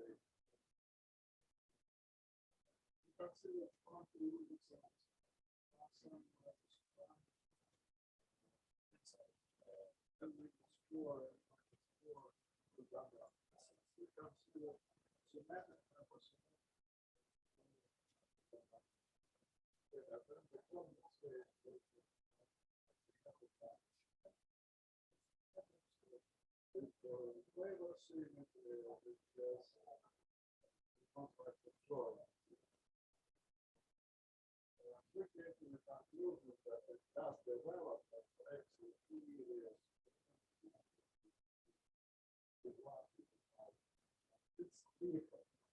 Maybe you will have to say something about that too.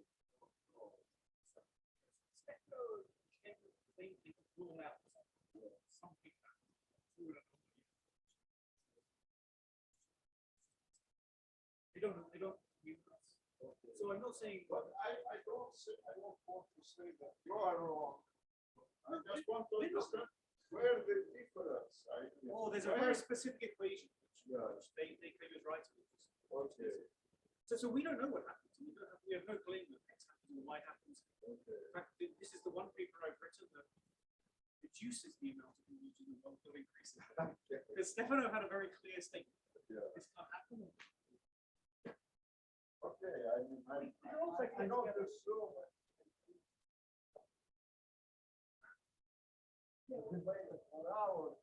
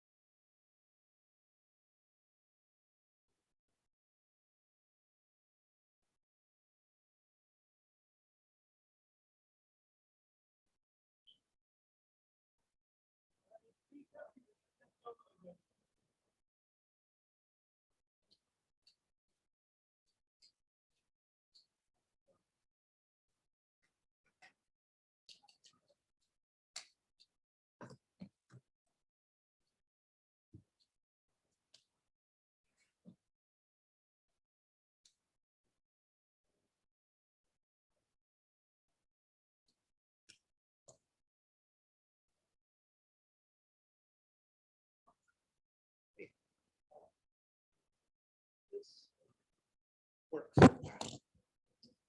This thing, this goes in your pocket, and this you can attach ideally to the front of your. Okay.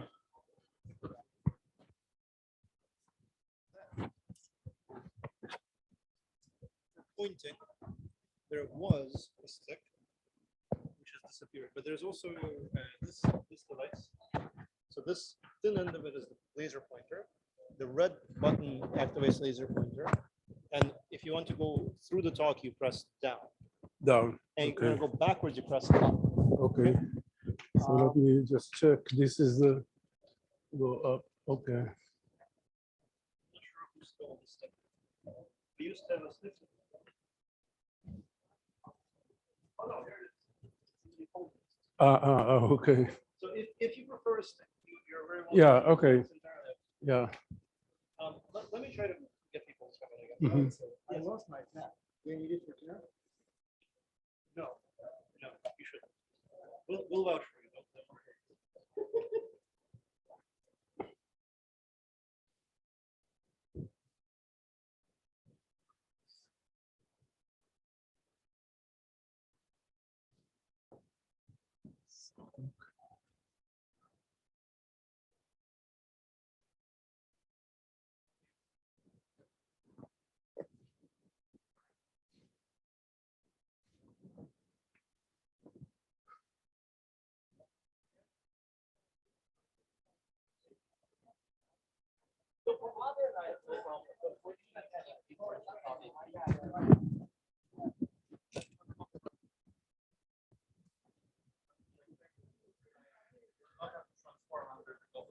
By transforming a projective representation. That's very close to.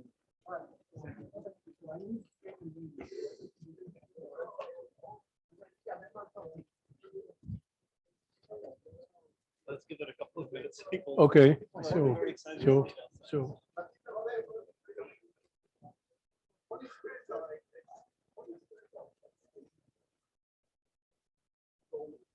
One of them would have. Oh, that's even better. We'll take it. You think there's no chance for that? That's a nice solution. Oh,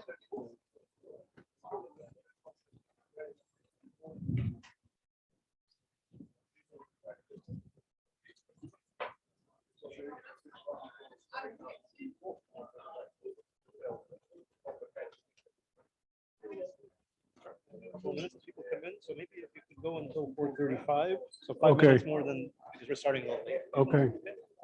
I'll try to, you want a 10-minute? Yeah. Yes. Mhm.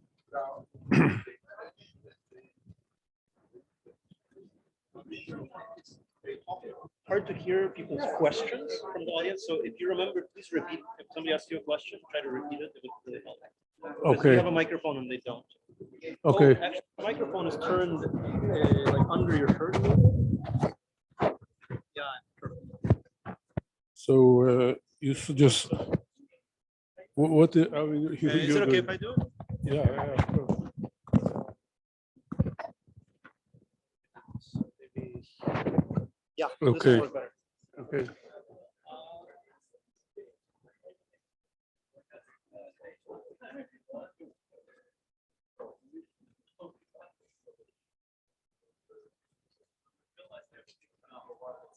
Okay, we should get started. So our next speaker is Sonnenschein, who will tell us about Partonic and scattering amplitudes connection to string. Oh, please go ahead. So I would like to thank the organizer, Alexi and Misha and the others for inviting me. I've been once in this QCD meeting many years ago, but it's always nice to. Yes, right. Exactly. And well, maybe I don't know, but I have seen the picture that Misha took, and I'm much younger, so it's.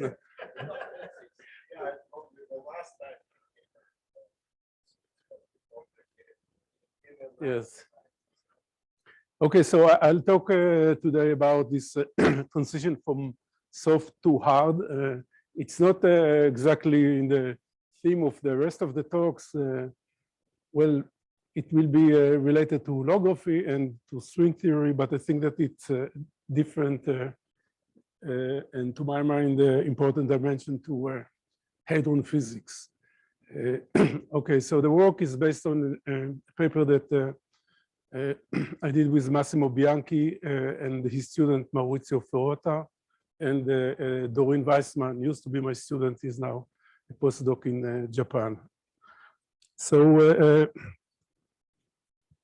the question that we wanted to address let's see, was whether, well, I'm pretty convinced that the spectra, maybe somebody disagrees with me, the spectra of hadrons, both mesons and baryons, admit very clear stringy behavior.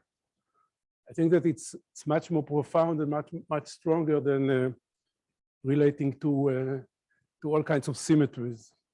And and by the way, also, and that is less known, also decay processes. So if one wants to compute decay widths of hadronic processes, I think that the result that we get from a stringy picture that we compare to experiment works pretty well. The spectra the fits of the spectra are better, but also the decay width. So now the next question is whether also scattering of hadrons can be described as scatterings of strings. And this, of course, was the reason that string theory was thrown out of the game at the time when they tried to explain deep and elastic scattering. But now, with the help of holography, a few years ago, Polchinski and Strassler suggested a way to bridge the gap to explain the character of the deep and elastic scattering using a stringy picture. And in a sense, we followed their footsteps, but we extended it in various directions. First, we consider several holographic models, holographic confining backgrounds, and part of them are top-down models. And then we did their main work was about closed strings. We incorporated now also flavor brains, and we did the open strings. And another thing is that in addition to computing the fixed angle and the Regge limit, we also, that's something that they haven't done, we expanded the amplitudes around their pole. And in fact, here we found a surprise, and I'll come to it. Okay, so, oh, so it's the opposite. So this is a well-known problem, Veneziano amplitude, that is a generic amplitude, stringy amplitude that at large S and fixed scattering angle behave in a soft way. It's some function of the angle to the power of alpha prime S, which is alpha prime S plus the intercept.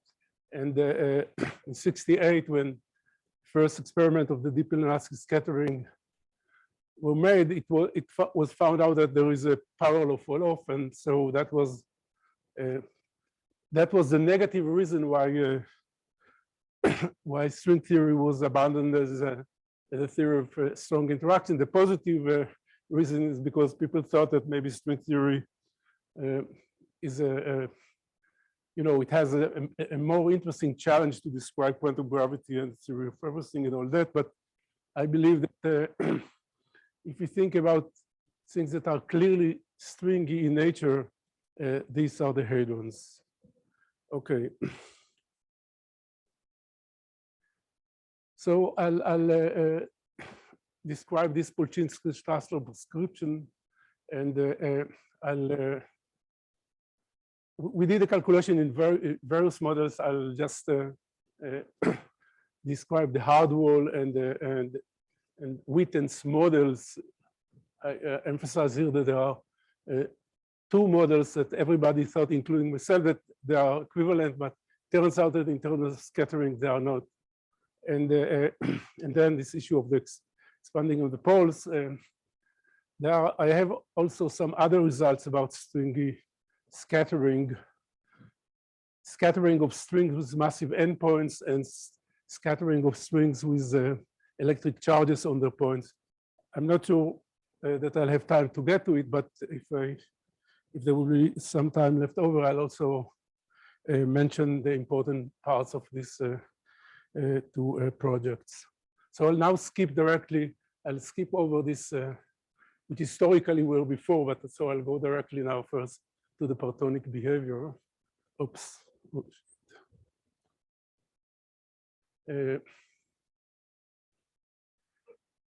So you see what you are missing. Okay, not to the last. Don't worry, there are still 50 transparencies before the last. So, okay. Oh no, sorry, that still is not that.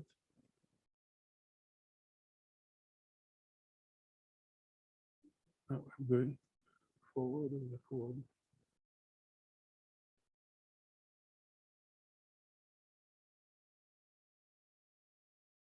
Oh, gee. This is, you have to put a sign here. I went all the way. What? Okay. Okay. Yeah. Okay. Yes. Good.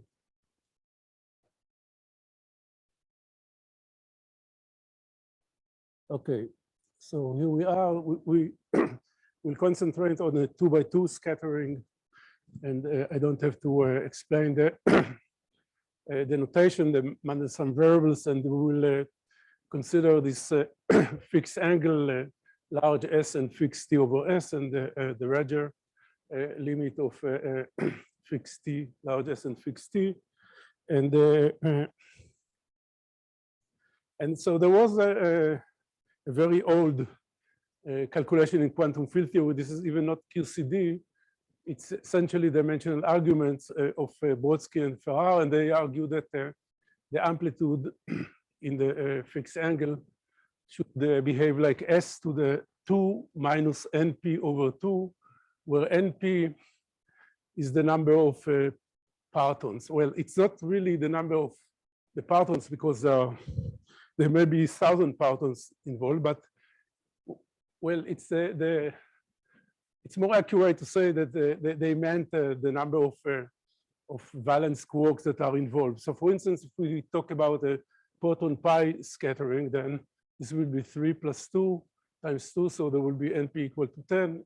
In that case, we expect to have that A will fall off as S to the minus 3, and the total and the differential cross-section S to the minus 8. And so this is very different than what I showed you before about the soft nature, and that was the goal of Polchinski and Strassler. Not only, but it's mainly, yes.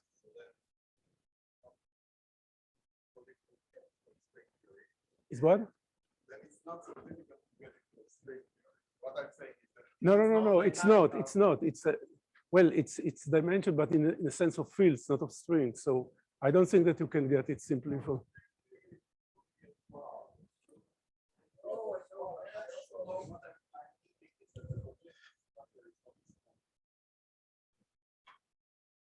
Well, whatever you can get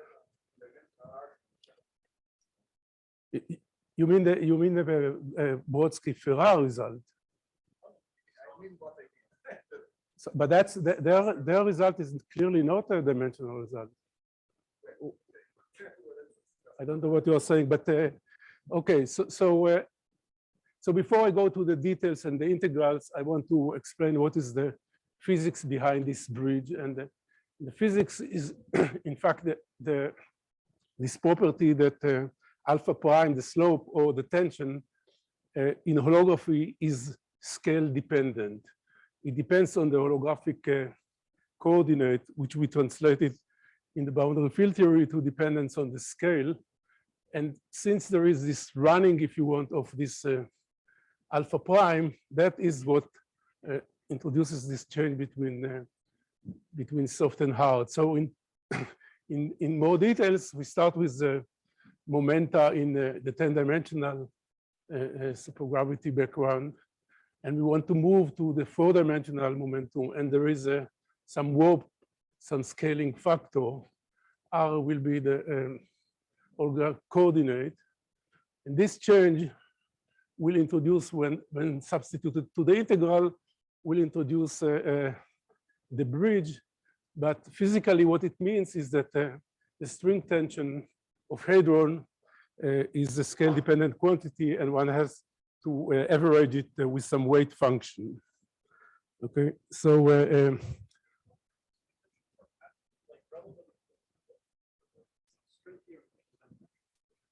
well, it's in the string theory, of course, but it will have impact on the way that hadrons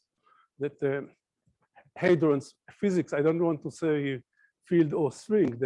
If you look on the. I mean, I'm asking because normally in field theory you define string tension, but asymptotically here also, then I don't know what it is. Well, so this is not the quantity that you just described. Is not relevant to this property of the scattering. What is more relevant is that there is a string tension that depends on at what energies, what scale, or what holograph. In holography, it's very simple. You see, you have this direction, and the string can scatter at any of these, and the way that they will scatter in different holographic direction will be different. Okay, this goes together with this property that is referred to as the bending. That if you look on on alpha as a function of t, then for positive large t, we get linear behavior, and for negative t, it goes to constant, and this will be the asymptotic free region. So how do we get this? That this is really the picture.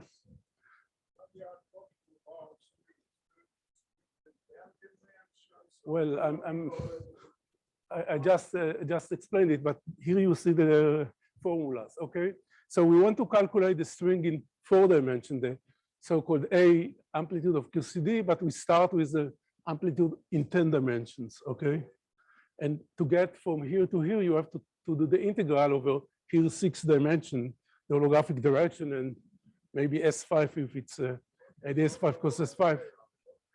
And so what you have in this integral, this is a proposal of Polchinski and Strassler. You have here the wave function, the supergravity wave function. For instance, if we scatter 2 glue balls to get 2 glue balls, then we have to take the wave function. So the solution of the wave equation for these glue balls, glue balls can be in holography be excitations of a dilaton, of a metric, of a Ramon field, and correspondingly there is the solution of the wave function is entered as a weight function here in this expression. And what is very crucial is this property that I mentioned, that S is R dependent. It is there is a warp factor. Now for closed string we take the Virasol Shapiro amplitude. For open string we'll take other amplitude, but it's. Can you say it louder? Well, for instance, S5, if we do, we start with 10 dimension, we go down to 4, so you have to integrate over 6, no? Well, that's part of the 4 coordinates of the ADS5, is the space coordinates. You don't integrate over them. Okay, so this is a, well, this won't be relevant because we take just the dependence of psi on R, so it will be just integral over dr. Okay, so how do we examine it, or what are the laboratories? What is this confining holographic background? So we use this criterion that a background confining clearly not conformal all the way. It can be like in the hardware part of it can be conformal. Will be a background that when you place this so-called Wilson-Malsena loop, it has an area law behavior. So any confining background, and in the past we classified the type of backgrounds that admit this solution, at least the basic class of them. So we know, well, for instance, Maldacena, Nunes, Klebanov-Strassler, or the so-called Witten's model, they all have this property that the Wilson line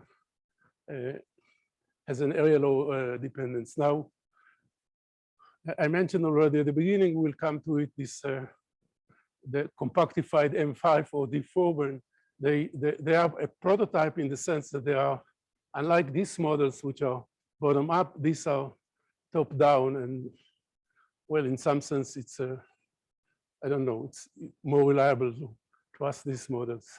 Now, yes.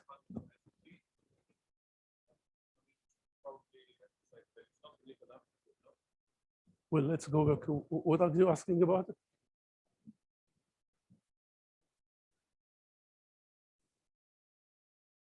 So,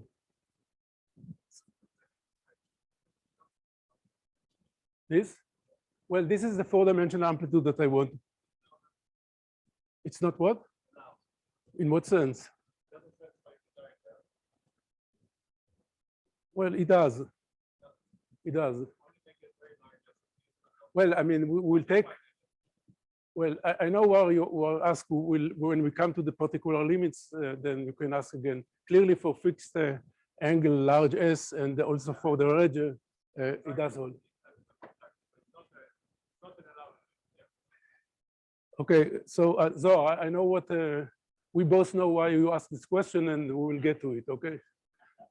So, okay, so that's that was the proposal of Polchinski and Strassler, and okay, so oops. So before I go to detailed calculation, it's very easy to see that it's a very simple exercise to check that indeed this does this passage from soft to hard. Okay, so if you take if you plug in for the wave function psi r 1 over r to some delta I, so delta will be the sum over delta I, so we will get this integral is drr to the 3 minus delta, and that's asymptotic value of this f of the amplitude function of s tilde, which is s over r squared, and that leads very simply to s to 2 minus delta over 2. So here, this np number of Parton is seems to be replaced by this dimension of the fall-off of the fields in this, for instance, in the hard wall model. Okay, so as I said, we will discuss 3 limits, and this is a controversial one where we expand around the poles and we take it for poles which are not necessarily at very large s. We argue that this behavior that one gets from this expansion of the poles does not require that it will be for very large s, but I'll come to it in a moment.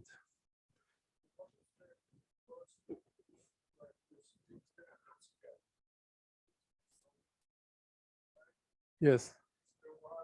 This is a fixed angle. Right. Well, you want me to tell you the answer before I? Okay, so so indeed we first look what is the expression for the fixed angle. We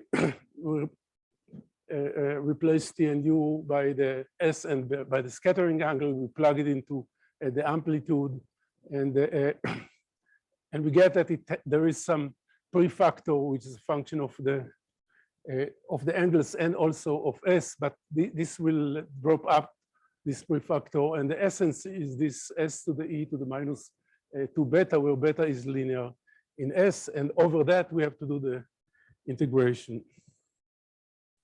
Okay, so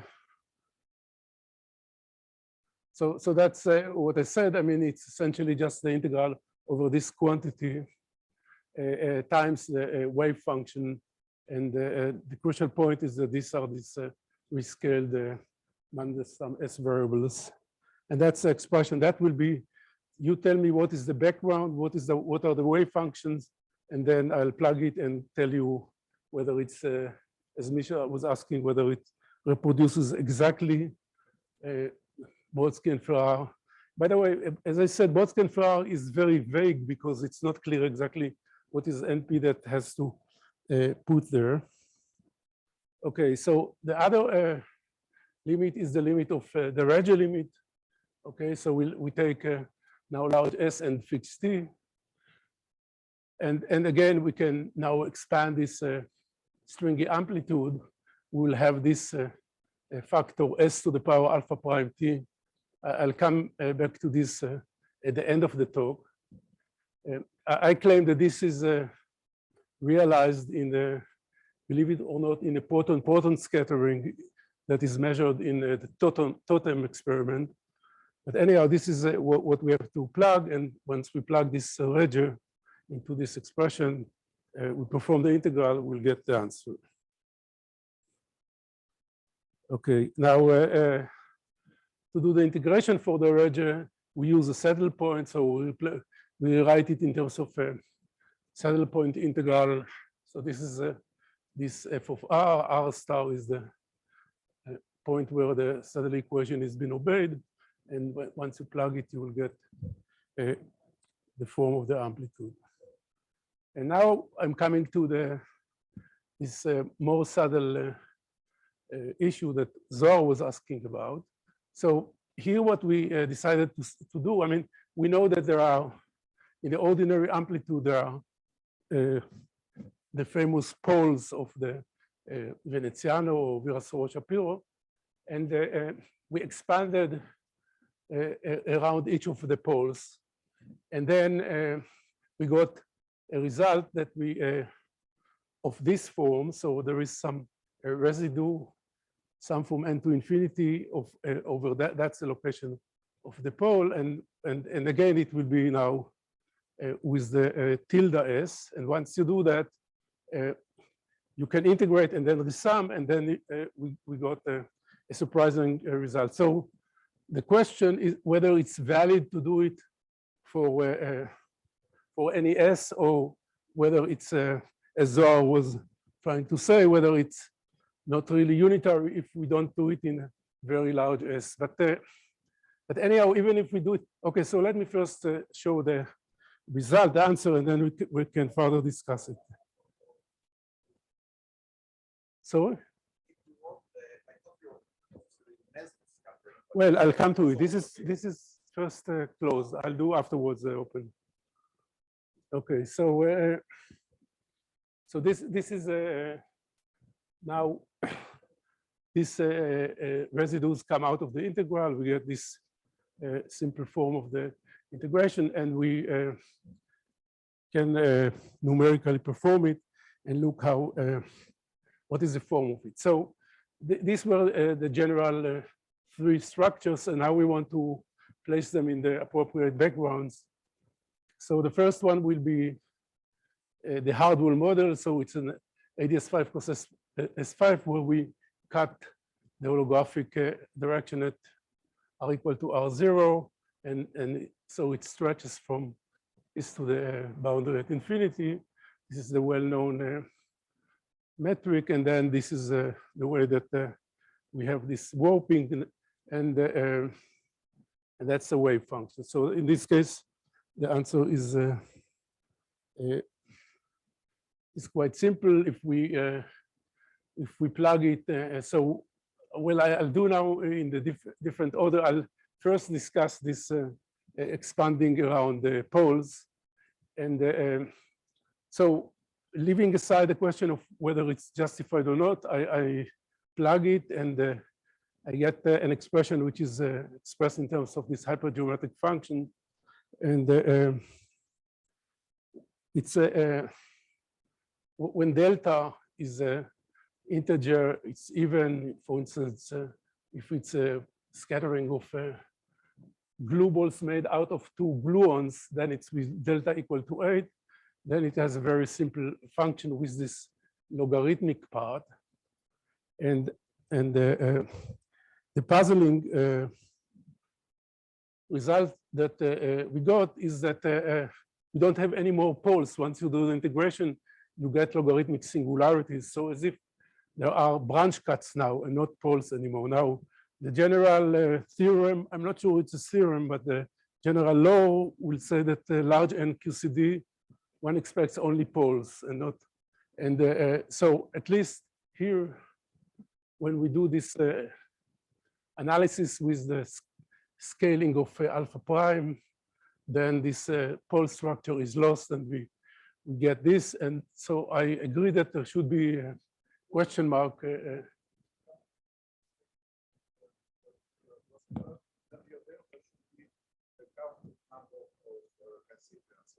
Yes.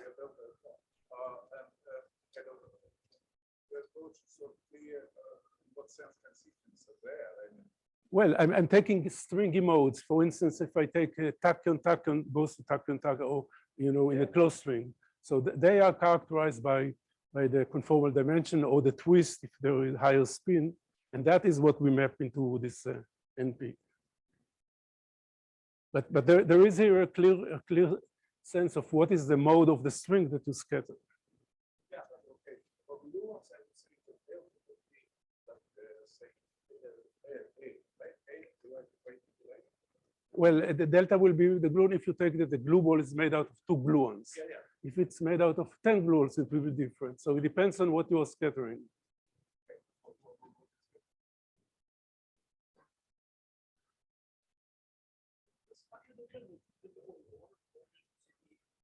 It's surprising, but then again, it's a hard model. It's not really a Well, it's not quantum field theory. If at all, it's some string theory with doubts, but it's not even a string theory, right? It's just some just by hand. Well, okay, so it's a prescription, right? I agree, absolutely agree. Now, the problem is not, I think, what you were referring to, but the fact that it's a hybrid prescription. We take for the wave function, we take the supergravity modes, which are not the strings, but something related maybe to the center of the string, okay?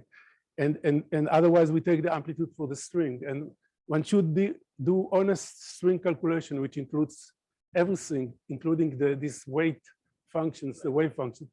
Yes, but that's too hard at the moment, but that's one of the goals for the future, to try to see if one can get reproduces not in a hybrid way, but in a full stringy way. Okay, so anyhow, this is so.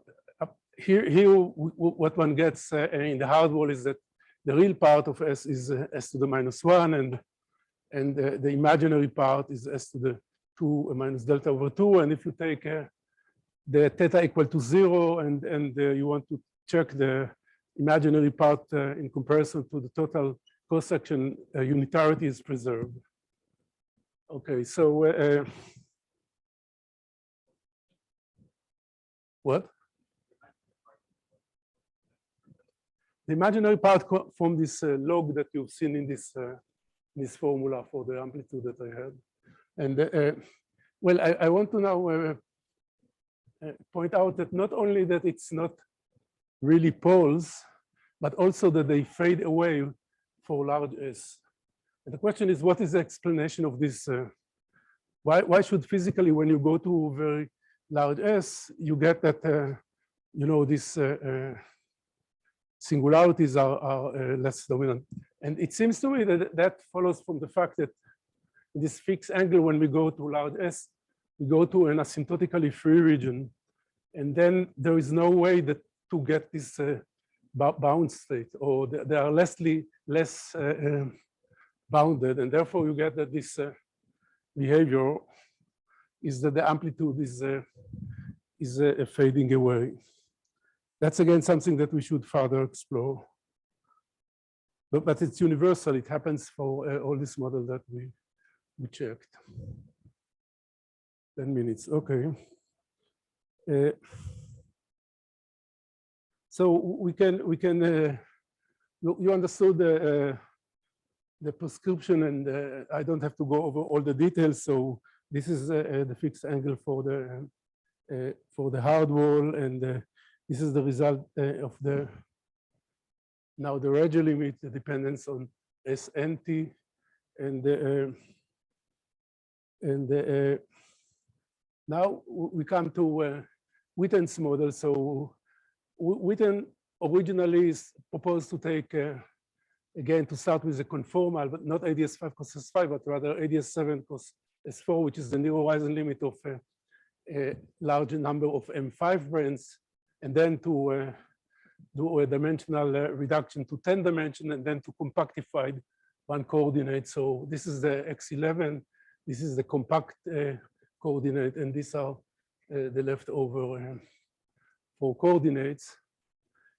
But there is another way, which is also goes under the name Witten's model, which, by the way, I don't think that it was really originally suggested by Witten, but anyhow, let's adopt the name.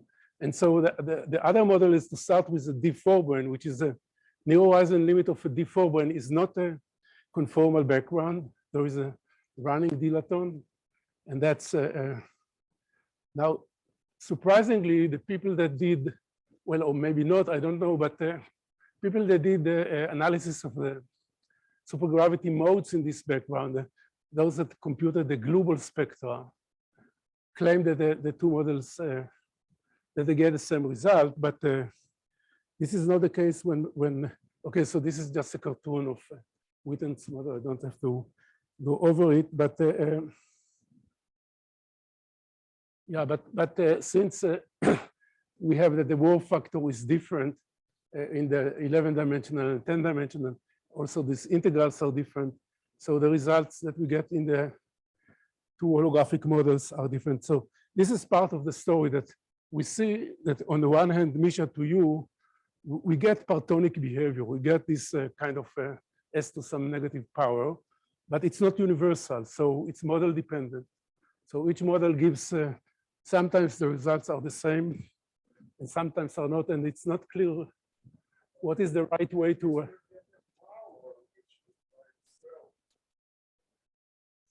Well, the power will depend on what limit you take for what model. And so maybe we will get to a point where you tell me what is the scattering that you want to do, and I'll tell you what model to take to get as close as possible to.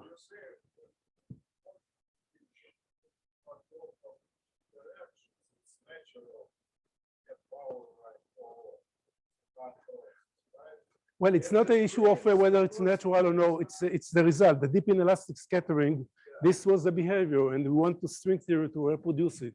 So that was the goal. Okay, so but since I don't have much time, let me mention several other things. So as I said, that's the compactified D4 brane. One can analyze also some general backgrounds. So suppose that you have this kind of a general warp factor and some wave function with some U dependence. Now this is the holographic direction, and the dilaton and a metric, so not necessarily conformal. And then you can do again this integration and check what are the conditions to get this Partonic behavior, and that will be the result for the fixed angle and for the Radial limit is a function of this alpha, which is a combination of these parameters that characterize this background. These are all background, by the way, that are confining in the sense that they will have. So this is a summary. I want spend time to go over the details. Now I want to, since I was asked before, I want to do also the open string. So in the open string, we'll have to introduce now flavor brains, whether it's in Witten's model, which will be then the Sakai-Sugimoto model, or whether it's in the hardware model where people either put a flavor brain or put additional fields that describe the flavor degrees of freedom. But basically, the type of calculation is very similar. One uses now the Loveless-Shapiro if one wants to describe for pion scattering or the Veneziano. By the way, this, I don't know if you were aware of that. That was the original motivation of Veneziano when he introduced his amplitude, or when we did it also with superstring amplitude, and we got all the results. So I want to describe it. Essentially, it's the same as, it's very similar to what one has for the closed string. Now I want to, how much time I have?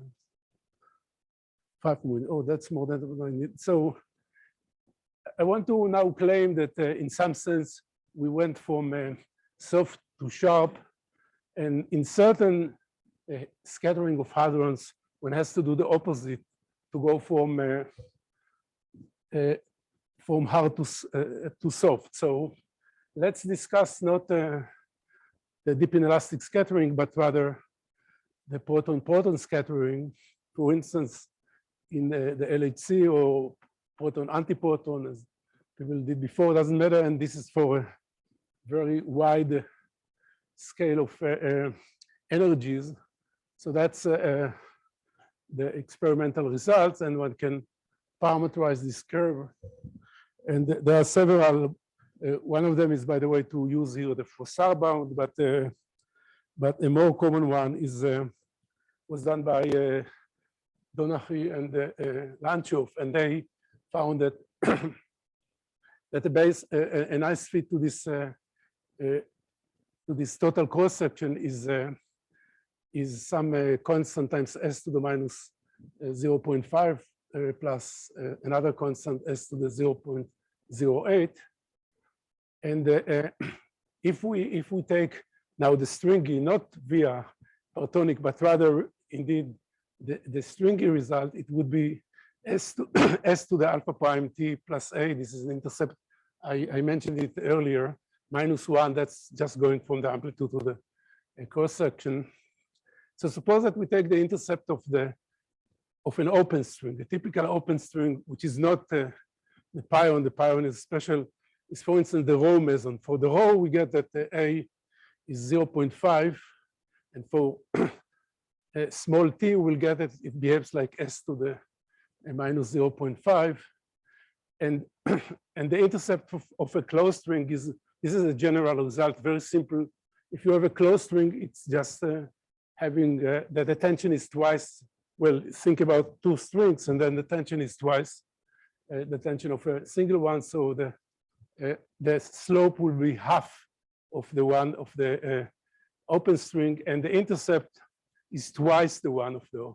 This is well known in basic string theory. So now instead of 0.5, we have to have 1. 1 minus 1 is a small number with correction. So this is a very simple explanation. I think very simple, but I believe that it has a deep meaning, that we have an exchange of an open string, the reggeron, which is dominant in smaller angle, smaller energies, and an exchange of a closed string, a pomeron, which dominates the large S.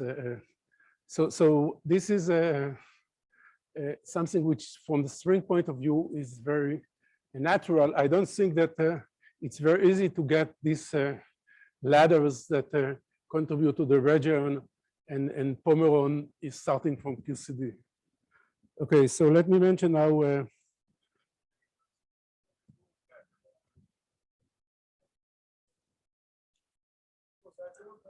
don't understand where all this three first go, right? A is equal to x5, x5 minus 1, that's what it says. Yes. But the second term, Right. which is the close. Right. But it gets correction. It's not exactly one. Well, I do, because for that case, it will be A equal to 1, not half. So it's 1 minus 1. And it will, well, there are some papers like our friend Ismail Zaid and company claim that they can get also this 0.08. Yeah. So the intercept of a closed string is twice the intercept of an open string. That's very well known. Okay, so let me mention several open questions.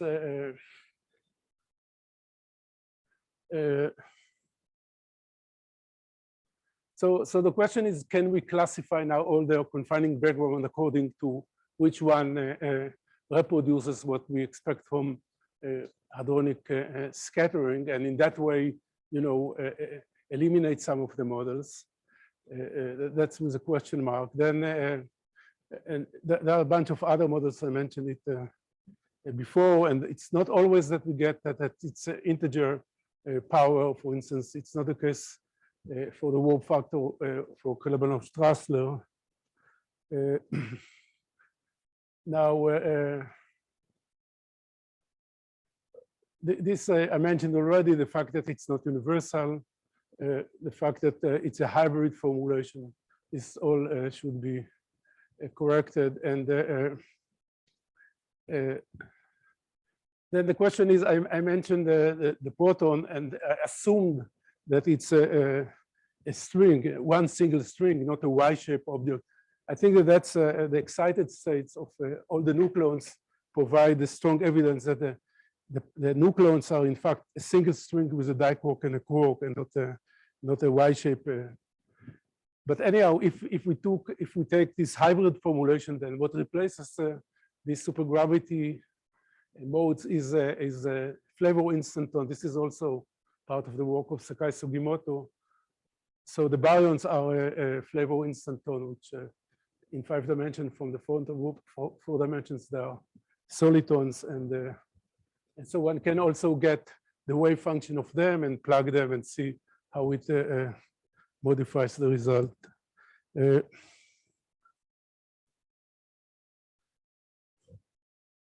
Okay, so I think that I'm done. No more slides. Okay.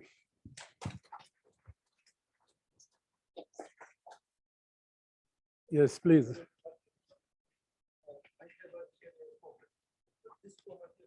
Only to you here with you experts in holography. The general point of this holography is example. The general point of holography is somehow to model physics. Yes. To model hadron physics. PCD, hadron physics in particular. Mm-hmm. And what I can claim that holography misses the crucial ingredient which corresponds to the. This is precisely related to symmetry which I discussed. No. Holography stuff is for the hypersurface, four-dimensional, and you deal only with chiral symmetry. And when you go to the bulk, okay, so let me answer. You never introduce new additional symmetry, which is indeed responsible for the part. Okay, so let me try to answer your question. So if you do holography in the sense of large and large lambda, and you consider fields, then it's a large N case, and then it's a first order phase transition, even with quarks. And that one can analyze, and there are some work of that, and I think that, that one gets sensible results. It's not a finite NQCD, but it's large N. Now, what I'm working on is strings, which I don't do at large N, but rather at NC equal to 3. And for that, well, this issue of what is confinement and what is completely different. And I don't think that your statement that holography misses it is justified.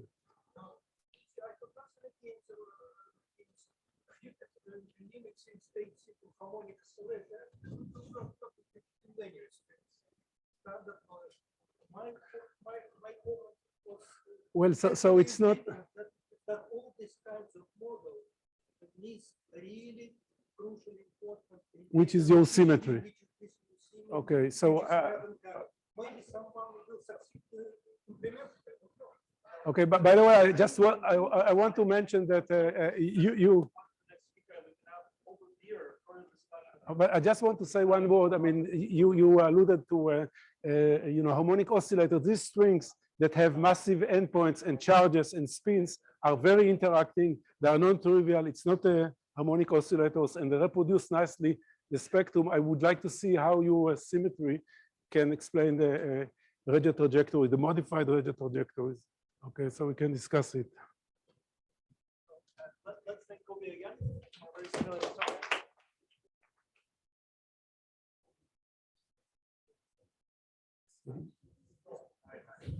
Sorry.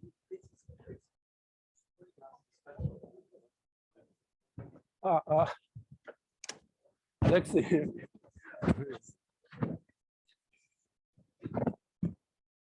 Thank you so much. So you shouldn't need that. No, this is the thing that will make it display, and then this is the microphone.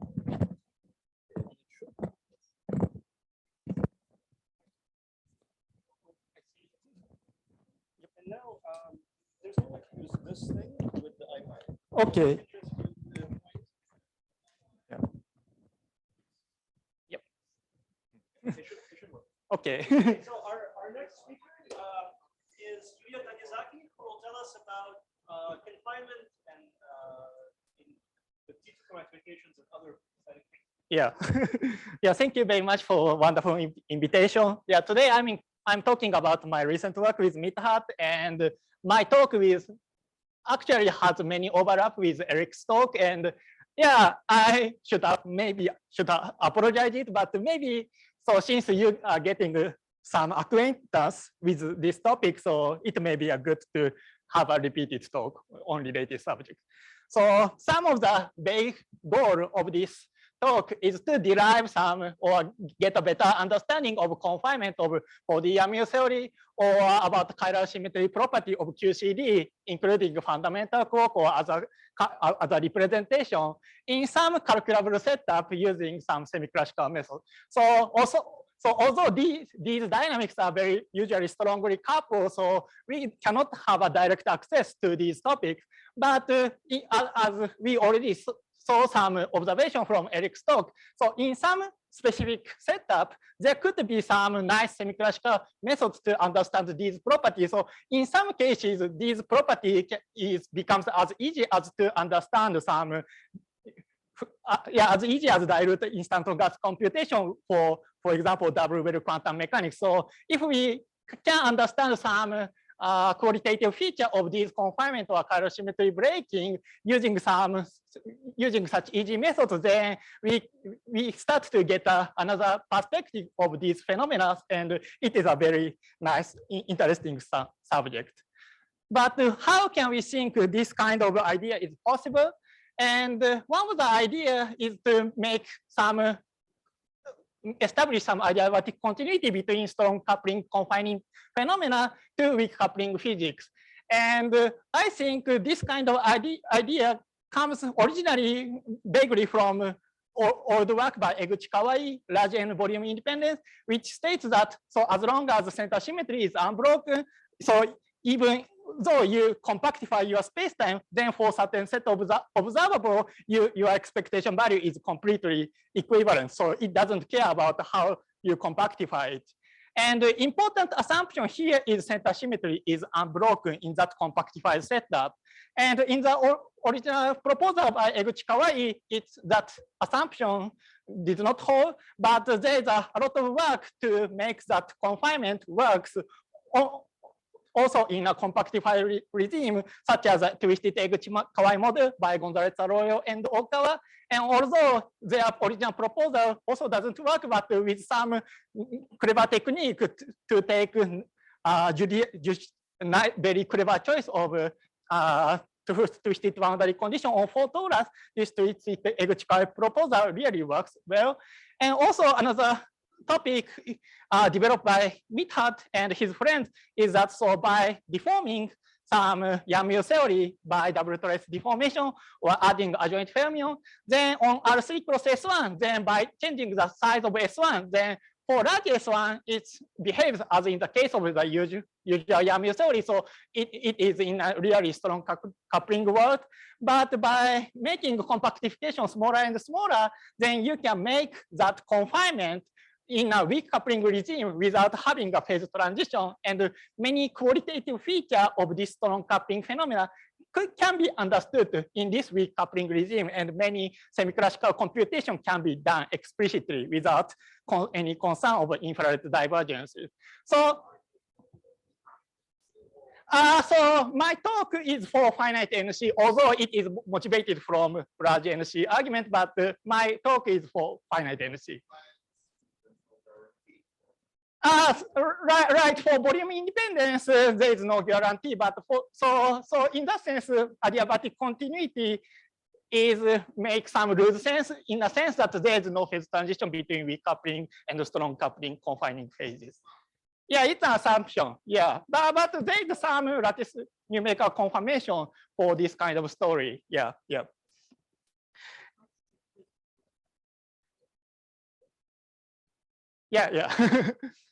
Okay, and in this talk, I'm adding another story to this adiabatic continuity.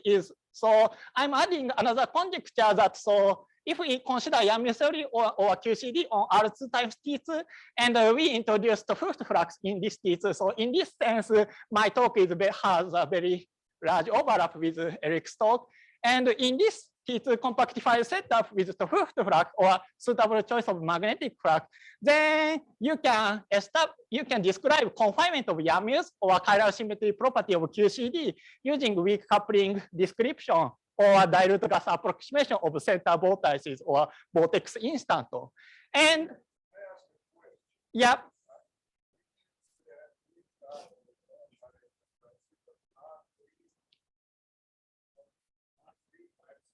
Exactly.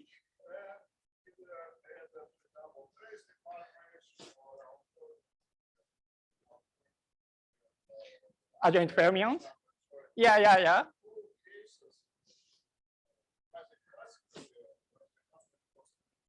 Hmm? Yeah. Hmm?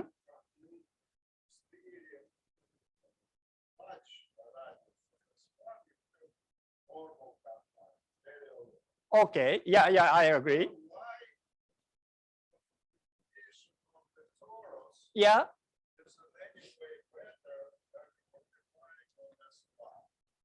So I will talk about it. So, but what is good, especially in this context, is we can treat non-abelian chiral symmetry with fundamental quark, which is in some sense impossible because we have to take twisted boundary condition for quark in the case of R3 cross S1. So some of this.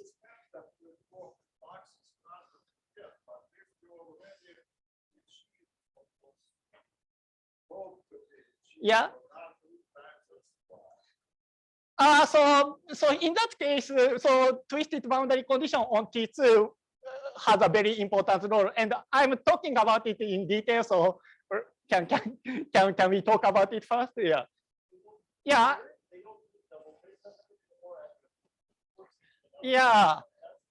So I will talk about that point in detail. So please be patient for a moment.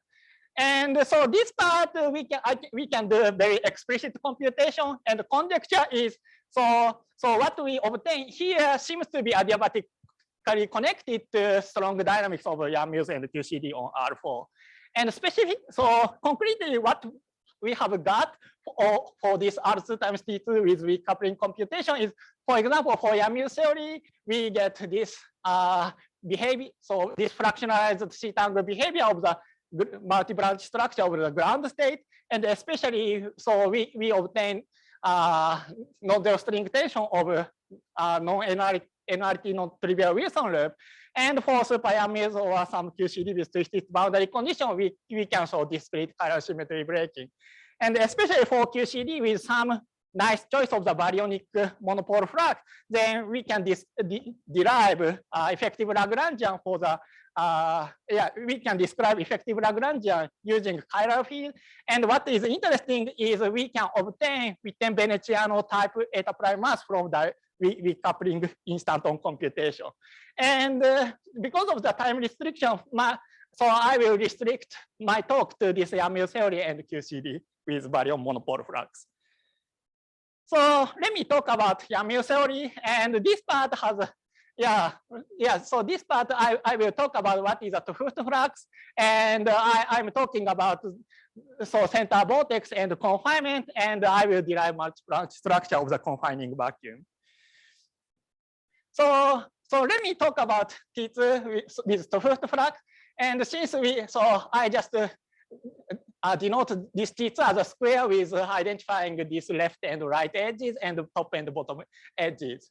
And since we identify these points, then since this is a gauge theory, so fields should be identified up to gauge transformation. And this gauge transformation function, Gx and Gy, is often called as a transition functions. And since especially these four corners are identified, so you want to identify this top right fields with bottom left fields, but that identification can be done in two ways, and consistency condition requires that this transition function requires some relation. And what is interesting is in the case of a adjoint field, so without the presence of the fundamental fields, then center element cannot be specified by this consistency argument. And you can make a choice what the center element is in this case. And this is called 't Hooft flux, as Erich explained to us. And in the case of fundamental, so since this center element ambiguity doesn't exist, so 't Hooft flux has to be 0. But in the case of adjoint fermion, you can introduce 't Hooft flux. And in the following, for simplicity, and that is the topic of the second part of my talk. Yeah, exactly, that's the point. But so far, let me just talk about a joint case. Okay, and for simplicity, let me take a minimal non-trivial 't Hooft twist. And what is a classical configuration for this T2? And to minimize Yamil's action with small T2, you want to get 0 field strength. And for simplicity, let's take a gauge field to be trivial. Then naively, then Polyakov loop seems to be trivial, but because of the presence of the 't Hooft twist, then transition function has to be non-trivial. And because of this non-trivial transition function, Polyakov loop or non-trivial holonomy it appears because of this transition function. So let me say, so Polyakov loop along this x direction as px and y direction as py. Then since we take transition function to be shift and clock matrices, so accordingly, these Polyakov loops of those two directions are given by shift and clock matrices. And the important thing of this shift and clock matrix is it has non-commutativity up to this center element. And the point is, since this shift and clock has a traceless, so these px and py, this classical vacuum is center symmetric. So in that sense, so under the presence of the 't Hooft twist, the flat gauge connection has a unique vacuum. So there is no moduli, and because of the presence of the 't Hooft twist. And if you perform perturbative analysis with this background gauge field, then for non-compactified two direction, what you obtain is, as we have seen, so this center symmetry, zero form center symmetry is unbroken and related to this 2D group. So, and because of the absence of the moduli, 2D gluons are gapped. So one way to understand it is so Polyakov loop of compactified directions can be regarded as an adjoint Higgs field of remnant uncompactified the R2 direction. Then because of this vacuum extension value of this adjoint Higgs field, then SU engaged group Higgs is spontaneously broken to discrete subgroup or center element Gn. And since this is discrete, that means that there is no continuous way to move it, so there is no massless mode. And this also means that so since there is no perturbative gapless excitation, so weak coupling analysis can be done. So perturbative analysis is free from IR divergences. But at the same time, this gives some problem for adiabatic continuity because this is Higgsing. So this is the mass gap due to Higgsing. So that means that so Wilson loop in uncompactified this R2 direction obeys perimeter law. So at the classical level or perturbative within any order of perturbation theory, Wilson loop obey perimeter law, it's deconfined. And this is bad for adiabatic continuity. And so in order to resolve this, you have to go beyond perturbation theory. And what we can do as a next step is to perform semi-classical analysis. And to resolve this problem with dilute instant gas approximation is important configuration is center vortex. Yep.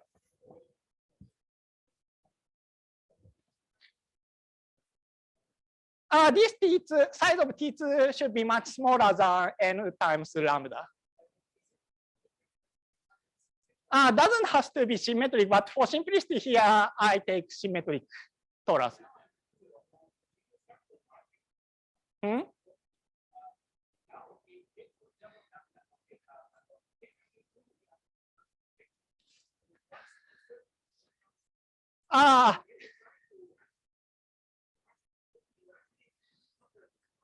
Yeah, I understand your concern, but so what I said, it's okay to be asymmetric is both directions are still much smaller than n lambda.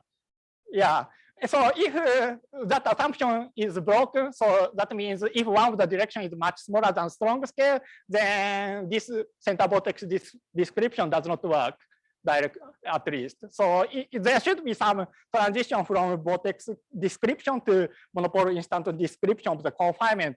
But that crossover is still out of the control. So in this talk, I'm assuming that so this both direction of T2 should be much smaller than strong scale. Yeah, so here I'm assuming it. Okay, then let me talk about the semi-classical configuration in this T2 compactifier setup with magnetic flux. And in this case, so we introduce magnetic flux in T2, the minimal topological charge of this R2 times T2 is given by this fractional charge 1 over n. And in this uncompactifier setup, this is somewhat subtle, but you can regard this as so you can compactify this R2 with again with Tofuft flux in this R2 direction. Then it comes back to the old computation by Van Baal on computation of the topological charge with generic Tofuft flux background. Then in addition to this instanton integer instanton contribution, there is this 1 over n fractional contribution, and we can pick up that minimal one. And assuming that this topological charge is minimal, and assuming that there exists a self-dual BPS solution with this fractional topological charge, then its Yang-Mills action is also given by 1 over n of usual instanton action. And so as far as I know, there is no no mathematical proof, or there is no constructive proof for having this self-dual configuration with this 1 over n fractional topological charge. But there is a nice numerical work by Gonzalez Arroyo and his former student Monteo, and they numerically confirmed such semi-classical BPS solution with this fractional charge exists. And if you plot its energy density inside this uncompactified R2 direction, it has a fixed size. So it looks like really like a vortex. Action is also have this 1 over n of instant action. Action density, but yeah, and they check electric part and magnetic part share this action density equally, so it really seems to really satisfy this BPS configuration, BPS equation.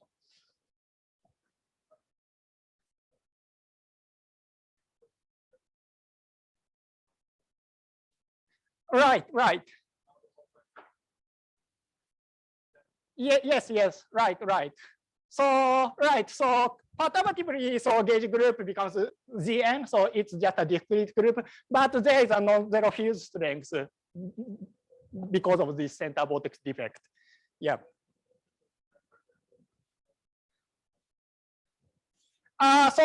So in that case, you have to care about what the compactification size is. So this is, so size of this vortex is given by square root n times L. So you have to control L to be smaller than n lambda in order for validity of dilute gas approximation. Yeah.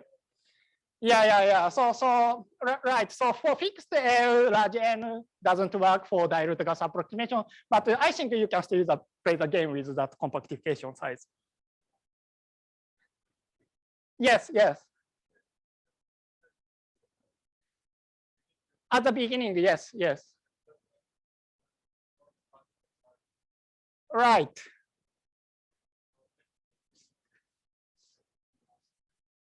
At the classical saddle point, yeah, it's 0, right?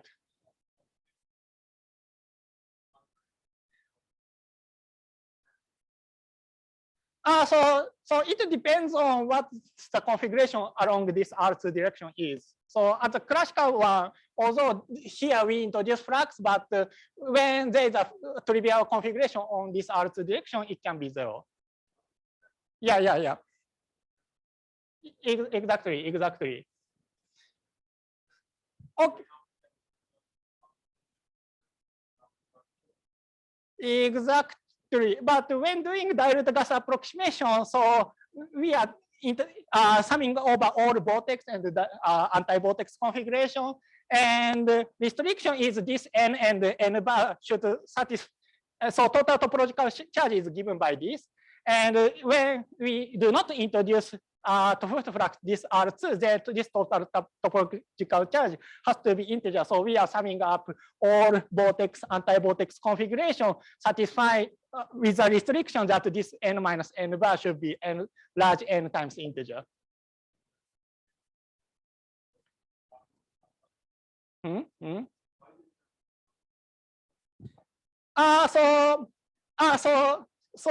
So I will answer that question in the next slide. But before that, so what I want to emphasize is, so in this case, so since 2D gauge field along R2 direction is perturbatively gapped, so this means the theta vortex does not have size moduli. And so that means that unlike the case of dilute gas approximation of 4D YAML theory, so we are not suffering from infrared divergence in dilute gas approximation. So this dilute gas approximation is reliable in that sense. Yeah. Yep.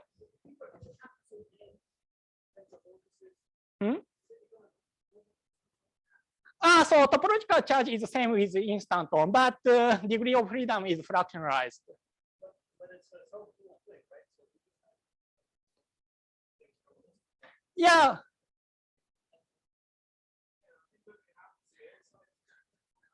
No. So although scale is fixed, but this one, so each vortex has 4 zero mode associated with two of them is this translation, and 2 of them is internal moduli. And when you have n of them, then so ADHM says that so single instanton should have 4n zero mode, and it just says that so size moduli in this setup should be replaced by the translational invariance of each vortex. So still, so size moduli problem doesn't exist, but it is decomposed into translational invariance, translational moduli of those and fractionalized vortices.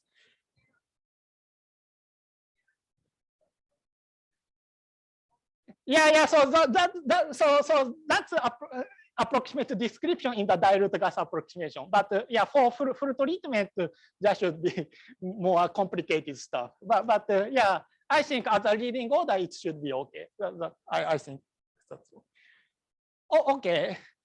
So to answer Zoha's question, so let me perform dilute gas approximation explicitly. Then to make the computation well defined, so it's better to compactify R2 to some large but compact two-dimensional manifold. And this is a vortex vertex, and for anti-vortex, this so topological theta dependence is flipped or complex conjugated. And for the dilute gas approximation of the partition function, you are summing up all possible configuration of instanton or vortex and anti-vortex. But restriction is so vortex number minus anti-vortex number has to be large n times integer to satisfy the integer quantization of the total topological charge. And summing up this dilute gas, then because of this restriction, you get, so by doing discrete Fourier transform for this discrete delta function, you get n distinct moduli parameter, distinct quasi-ground state parameter, and you obtain this expression. So that means that so there are n branch structure of the ground state, and each ground state is given by this theta dependence. That means that for example, in the case of n equals 3, so by this, thanks to this restriction of instanton number, you get three different branches, and each of them is 6π periodic, but in total partition function or free energy is 2π periodic. And there is a phase transition at theta equal pi, as indicated by mixed anomaly between one form and CP symmetry at theta equal pi, as Erich told us. Okay. Yeah, so point is, so although each center vortex doesn't have 2π periodicity, but because of this restriction of the vortex minus anti-vortex number, you get 2π periodicity of the full partition function. And as a bonus, you get the n branch structure of the ground state in this weak coupling description. Okay, and let me talk about why you can get anomaly matching of 4D theory in this 2D compactifier setup.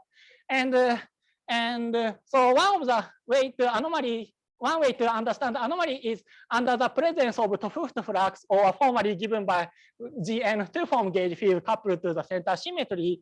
Then under the presence of this background gauge field, then shifting theta by 2π, then partition function is not completely periodic under the presence of background, but it's shifted by this local counter term of two-form gauge field. And because of this mixed anomaly between one form and symmetry and 2π periodicity of the theta angle, then so confining 2π periodic smooth vacuum is impossible to match the anomaly. So confinement at any theta implies the multi-branch structure of vacuum from this expression. This is one of way to understand recent anomaly matching condition for pure Yang-Mills theory. And with our T2 compactification, so this one form symmetry or center symmetry in 4D splits into one form symmetry coupled Wilson loop along uncompactified R2 direction, and two center symmetry coupled Polyakov loops along third and fourth direction. And important thing is introducing Tofuft flux in compactified 3-4 direction. Then this 4D anomaly can be written in this form. So there is a center symmetry, so zero form center symmetry background gauge field for these two zero form symmetry, and there is a background gauge field for this one form 2D one form symmetry. And the important thing is this Tofuft flux appears in the mixed anomaly between this 2D one form symmetry and the theta periodicity. So only when you take non-trivial Tofuft flux, this 2D confinement and multi-branch structure are related by anomaly matching condition, as in the case of the 4D Yang-Mills theory. So without introducing Tofuft flux, this mixture of, or this intertwining feature of violation of periodicity and one-form symmetry is lost. But with this specific choice, it's kept intact under the T2 compactification. So this is why we can keep this multi-branch structure in our case of the weak coupling center vortex description. Okay, how much still I have time? 10 minutes, okay. Yeah, I wanted to okay, then let me skip about the Hamiltonian interpretation, which is really reinterpretation of the Erich talk. But instead, let me talk about the application of this center vortex confining theory to QCD with fundamental quark. So since we have seen the semi-classical theory with center vortex can nicely describe some qualitative feature of the confining vacuum of Yang-Mills theory. So as a next step, we want to introduce the quark field and how chiral symmetry and is affected by the presence of the center vortex contribution. So that is the next step to understand the 4D gauge theory in this effect weak coupling center vortex theory. But obstacle is this center vortex effective theory is derived for T2 compactifier setup with 't Hooft flux. But as I said, so 't Hooft flux can be introduced only when fundamental quarks or fundamental matters are absent. So how can we apply this theory, this center vortex theory under the presence of the fundamental quark? This is a question. And important point is introducing introducing baryon monopole flux. You can effectively introduce 't Hooft flux in the gauge sector.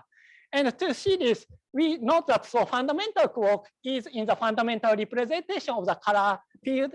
And for baryon number is given by n times quark. Quark number is given by n times baryon number. So for quark field, that means that baryon number gauge field acts as a 1/n fractional charges. So that means that U1 gauge transition function for baryon given by phi x appears in the nth root. So there is an nth root in the transition function. And if you do the game with cocycle condition, then what you get is this combination of the transition function for color and baryon number gauge field. So point is you do not get independent condition for color transition function and baryon number gauge field transition function. You only get this multiplied form. And that means that if you introduce baryon monopole flux in this T2, that means that it gives some non-trivial condition for this color transition function given by this. And substituting this equation back to this cocycle condition, then for color gauge sector, it says that 't Hooft flux has to be non-trivial minimal one. So although naively or in generic cases, without any good symmetry, then it's true that we cannot introduce 't Hooft flux under the presence of fundamental matters. But since in QCD, we have U1 baryon symmetry, which becomes fractional for quark field. So because of that fractionalization, you can still introduce 't Hooft flux in the gauge sector by introducing minimal baryon monopole flux. Okay. And then, for the gauge sector analysis is the same. So since we introduce a minimal 't Hooft flux in the gauge sector, effective perturbative at the classical level, SUN gauge field on this R2 direction becomes GN gauge field, but it's distorted by center vortex defect. And for quark field, you have to solve the, in order to obtain the 2D effective theory, you have to solve the zero mode equation for this compactified T2 direction. And then what you will find is for the fundamental quark, you get 2D massless Dirac fermion. So that's just it can be obtained just by solving this Dirac equation. Dirac zero mode equation of this T2 compactified direction. Then that means that for NF flavor massless QCD, we basically just have 2D free NF Dirac fermion, but couples to this GN gauge field. So there is some So when center vortex exists, so it is affected by fermion. But basically, for most part, it is so for the NF flavor massless QCD just becomes 2D NF massless Dirac fermion. Then for this part, you can solve it by, or you can rewrite it using non-abelian bosonization. So you get this effective action for this from this for the massless QCD with twisted boundary condition. It's level, yeah, it's level 1, yes. Okay, and what is the effect of the center vortex? And point is, so this is not SUNF level 1. This is UNF level 1. So in the language of pion and eta prime, this includes eta prime field, not only octet massless pions. So at this moment, eta prime is massless. So but we know that because of the ABJ anomaly, eta prime should be massive. And what plays a role to give a mass to this eta prime? That's a question. And the answer is again center vortex. And so we already know the center vortex has fractional topological charge, so it has this kind of form for the center vortex vertex. And for QCD, we know that we have a spurious U1 axial symmetry that transforms this U1 axial chiral rotation to fermions. But at the same time, if you shift theta by this amount, then in total, partition function is invariant. So this doesn't, so it is spurious in the sense that it acts not only dynamical field, but also for coupling constant. But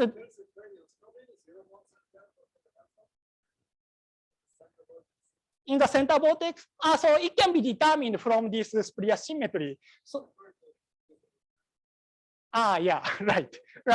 So in the fermion language, I do not completely know what it is, but at least in the bosonite description, then this axial symmetry can be translated in this way, and it should be chiral symmetry, so this non-flavor chiral, flavor chiral symmetry, but it should also satisfy this U1 axial anomaly spurious symmetry relation.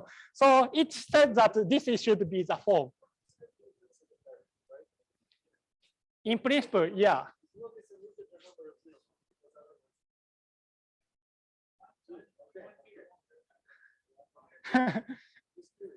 Yeah, it's curious in fermion language, but at least from consistency, we can determine this way. Yeah.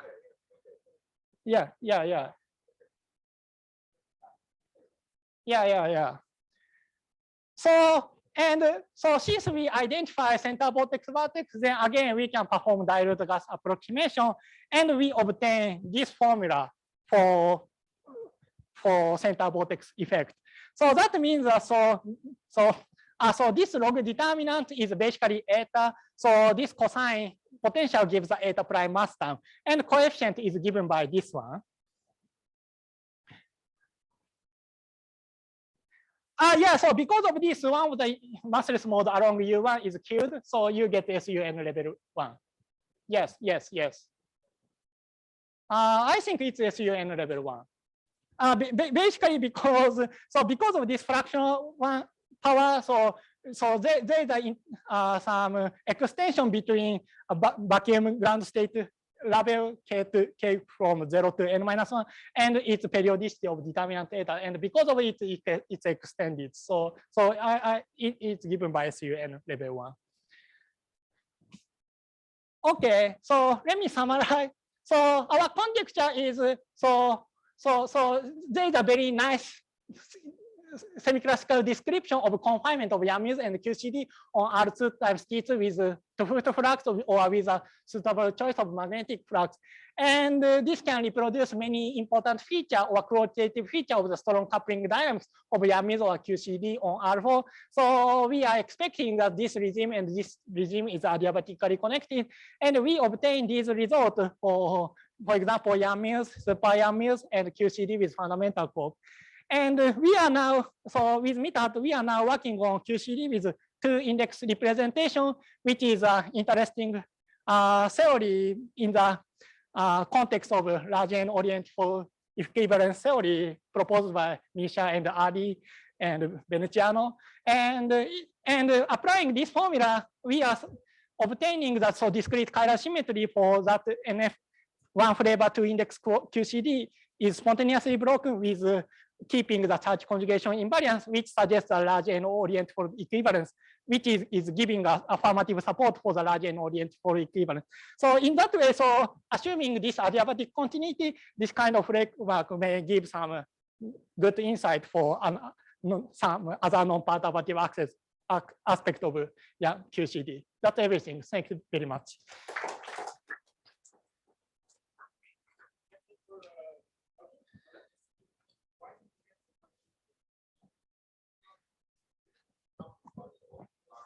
Yeah. So we obtain this coefficient from one loop beta function and instanton vertex, this vertex formula. And if we assume that NF is smaller than N, and if we forget about this, it turns out that this expression is completely same with with this vertex, with this coefficient. So up to neglecting, this NF part, so this coefficient is completely identical to the topological, Yam's topological susceptibility.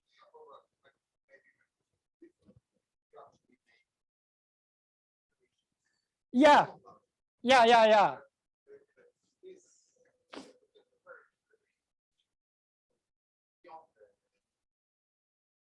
I see.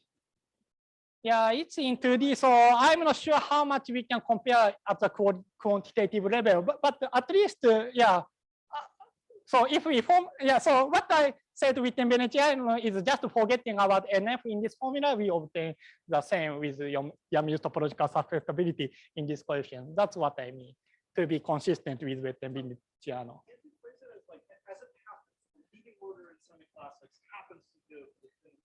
Yeah. So it's just currently it's just a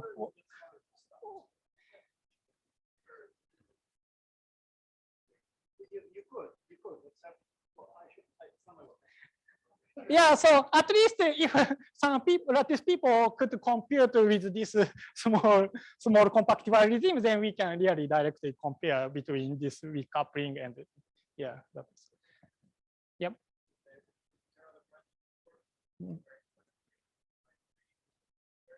Yeah. Exactly. So I didn't. Yeah, let's see. Yeah, so this is a skipped slide, but so starting from QCD with R2 times. Yeah. No, so sorry. Yeah, it's a skipped slide. So let me work on this. So if we assume that so for large T2, so we can use chiral effective Lagrangian like this, and this part is exactly what you call this Skillmion term. And if you introduce minimal flux, so if you obtain 2D effective theory assuming this chiral Lagrangian, then we get completely same results. So in that sense, so our explicit QCD Lagrangian computation and 2D 4D chiral Lagrangian computation with the assumption of the Skillmion current.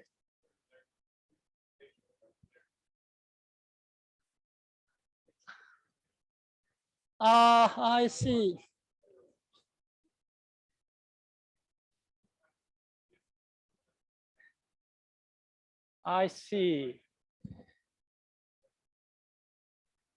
Yeah, that one, I do not have an immediate answer. Yeah. What I have observed is, at this chiral Lagrangian level, it was consistent, but yeah. That's possible. Yeah, we need a careful look at it. Yeah. But they don't have to happen, right?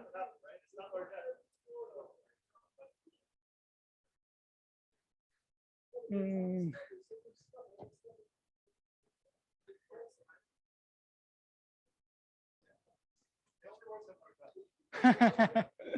Yeah.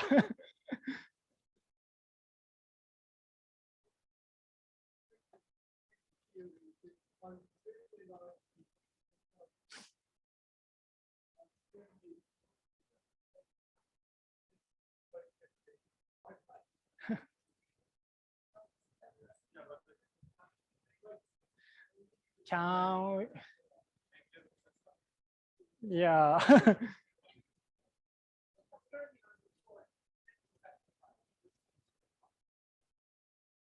Yeah.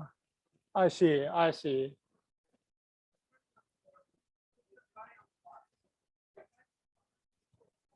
Yeah. Right. Yeah.